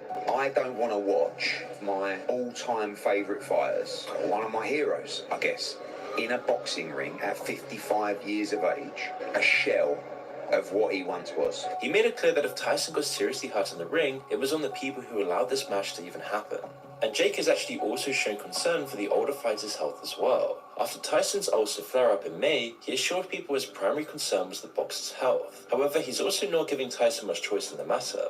Now, of course, Paul seems to be running on pure ego in the build-up to this fight. If you listen to any of his interviews, it's evident that he's on an unearned power trip. Sure, he's spoken about how honored he is that Tyson agreed to fight him. It is an honor to step in there with one of the three biggest legends in the history of the sport. But he's also regularly declared that he's fighting Tyson and no one else. It puts the boxer in an awkward position. Either he doesn't fight the influencer, ending his boxing career once and for all, which most would welcome, or he risks a dangerous fight that could leave him hurt and ruin the reputation of boxing as a whole. Jake is also constantly talking himself up, something that's unsurprising for clout-hungry influencers. But he seems particularly overconfident. It's almost like he's compensating for something. The What For revealed itself in an interview at the end of last month. While talking with the Today Show Australia, Paul insisted he is a killer, and that he was born to be world champion, not an easy task for a non-professional boxer. But nonetheless, he's determined to be so.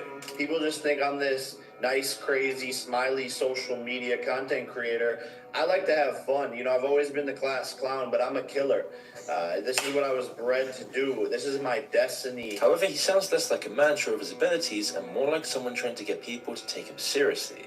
And perhaps he cares more about what people think than he's letting on. And unfortunately for him, everyone but his YouTube audience seems to be on Tyson's side. Even fighters like Quinton Jackson and Conor McGregor want Tyson to shut that kid up and rattle him. But this fight between Jake Paul and Mike Tyson is more than just an embarrassment for the boxing world. It will become a demonstration of how society rewards and often values showmanship over hard work. These kinds of novelty bouts are nearly always disappointing and they're always forgotten shortly afterwards. Everyone remembers George Foreman's fight against Ali, or the time he took back the belt a stunning 2 decades later. But barely anyone remembers the time he fought 5 men in one night. It just doesn't really have the same place in history, as it comes across just so absurd. And even that fight was still a great display of strength and boxing prowess. But these influencer fights are a bit different to the classic exhibition matches we used to see. At first, they just fought between each other. It was completely opaque with what they were doing with the first Logan v KSI fight. Both of the influencers got to advertise themselves in front of a whole new audience. It was also a great way of perpetuating and monetizing their manufactured feuds. Years after their fights, Logan and KSI are now in business selling moldy Lunchable knockoffs, making it seem like they were always friends and business partners. Before, these fights were clearly just about the money and you could easily ignore them to focus on real boxing matches. But now these fights are starting to poison the rest of boxing, and if they continue to bring in massive crowds, they could easily become the norm. This is one of the first of these big fights that actually isn't an exhibition match. It's going on both of their records. So if Jake Paul does end up victorious, it would be a fitting analogy for the state of boxing right now. New money triumphing over an old, tired ex-champion. It's made even more tragic by the fact that Tyson is one of those rare modern celebrities whose fame is directly a result of his own grit and talent. And you can't really blame him for cashing in on his past achievements, as Tyson will earn a reported $20 million from the fight. But staggeringly, that's only half of what Jake Paul will make. It still doesn't seem right. It's often a sad story when ex-boxers go back into the ring against far younger men if they lose badly. Another reason influencers have latched onto boxing is that it gives them a feeling of legitimacy. Jake Paul wants to make it as a boxer, or at least he says that he does, because it would be a real achievement. He never will, of course, and his ego-tripping takes up space and attention which is directly needed by the rest of the boxing world. There are obviously far more skilled boxers in the world, people who have dedicated years to climbing up the ranks, and many will never even get a taste of the viewership drawn to the Jake Paul-Mike Tyson fight. And it's kind of infuriating that an influencer who's been in the game for a few years can earn more from showing up to a fight than a pro can ever win from winning one, especially for long-time boxing fans. Even more infuriating is how little new audiences actually care about the sport. While influencers are introducing an entire generation to boxing, there's little to no interest in pro matches anymore, as the only thing that's actually promoted by the boxing networks is drama between influencers and how quickly they can take each other out. And this is all because influencer fights are just a lot more flashier. They're essentially WWE without the professionals or safety measures. It's no wonder that Logan Paul's new move is to literally work for the WWE. And the fact that this is just boxing now is warping the young generation's sense of value and success. It seems like these days your success is often measured just by how many followers you have. It doesn't even matter if you're skilled at your craft. If you aren't earning vast amounts of money from it, you just aren't successful. Or rather, that Arm & Hammer Baking Soda, fueling future scientists, one experiment at a time.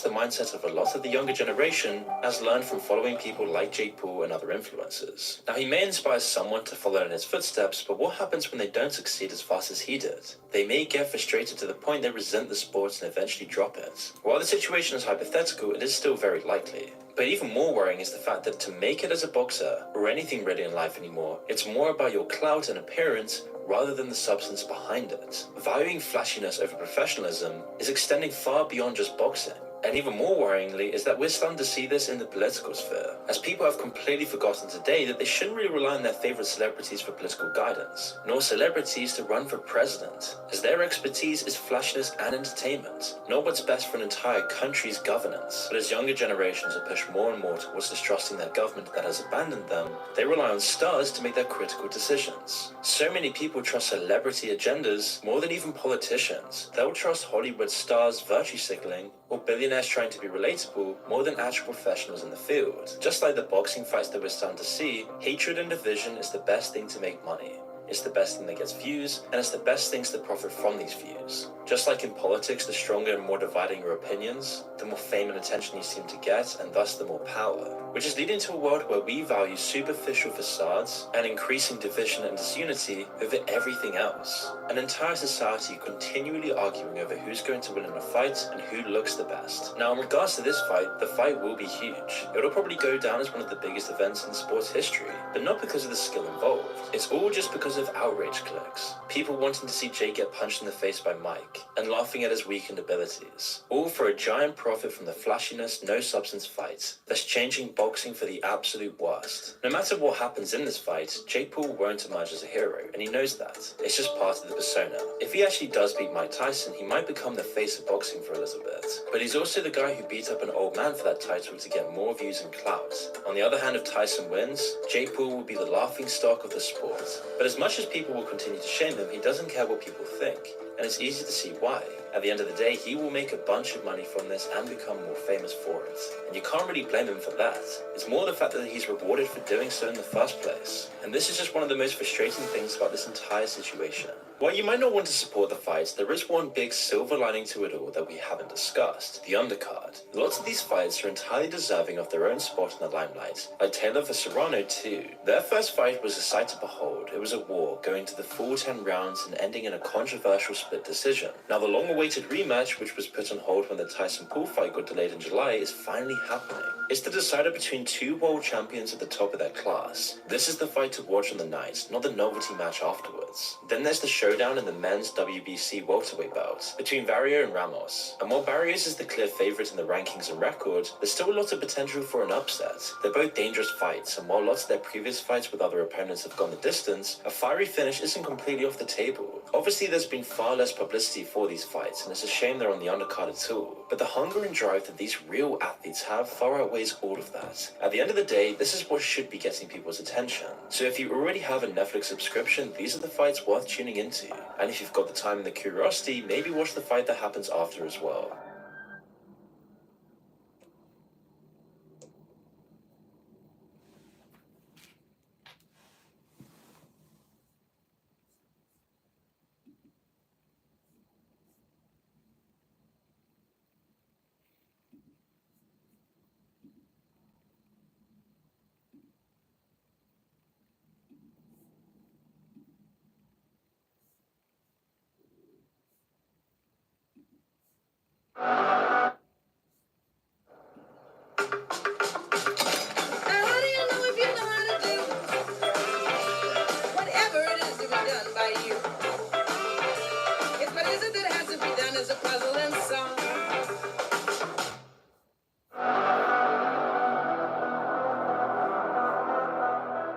Mike Tyson is taking on Jake Paul on Netflix. And look at that angle he just took, right? This is how you can tell a good boxer from an MMA guy, right? You want to see this range so he can, hit, go to the body. But once he gets there, that's when he's dangerous. Mike Tyson is the better boxer. I'm going to say it one more time just in case you guys didn't hear me. I want Mike Tyson to win the fight. I'm going to go on record right now. I want Mike Tyson to win the fight. Booey! Right there. Oh, let's take it back. I'm not going to lie. I'm shocked at how fast Mike Tyson still moves. What's going on, boys? Welcome back to the channel. We have a Void breakdown. It's not a fight. It's basically the open workouts of Mike Tyson. And Mike Tyson is taking on Jake Paul on Netflix. It's a big fight. It's a big fight. So we're going to go through these still photos or video, whatever the producers put together, and give you guys my honest opinion. Mike Tyson looks absolutely phenomenal for his age. I mean, he looks better than the average 30-year-old man in America because, you know, not a lot of average 30-year-old Americans are active. So here we are, Mike Tyson coming out there looking stressed, looking straight fire, ready to rock and roll. And I'm happy for Mike Tyson to get this opportunity to be able to fight and make a good payday and do something that's never been done before in boxing, which is be live on Netflix. Because Netflix is going into that, you know, that live sporting event. And, you know, International Boxing Hall of Fame 2011. This is a cool thing that I love that Mike Tyson has done. He is not working with a boxing coach. He's working with Rafael Cordero. If you guys don't know who this gentleman is, this man has helped so many great mixed martial artists, athletes. He comes from the old school shooter box days. I think it's good to have somebody totally different. Mike Tyson's been working with him for a very, very, very long time. And he approaches the game a little bit different than in boxing. He's not coming into this game as a boxing coach. He's coming into the game as, you know, a fight coach. That might sound a little bit different, but he's coming to the game with a different perspective and a different lens. So we're going to break it down. Mike Tyson rocking the Built LF Go energy in a pouch. There he is getting laced up. And a lot of you guys, that's one thing that I love about boxing gloves is that you can lace them up, get them all nice and tight, and it just feels like a nice, soft sock on your hand. A sock with a big pillow.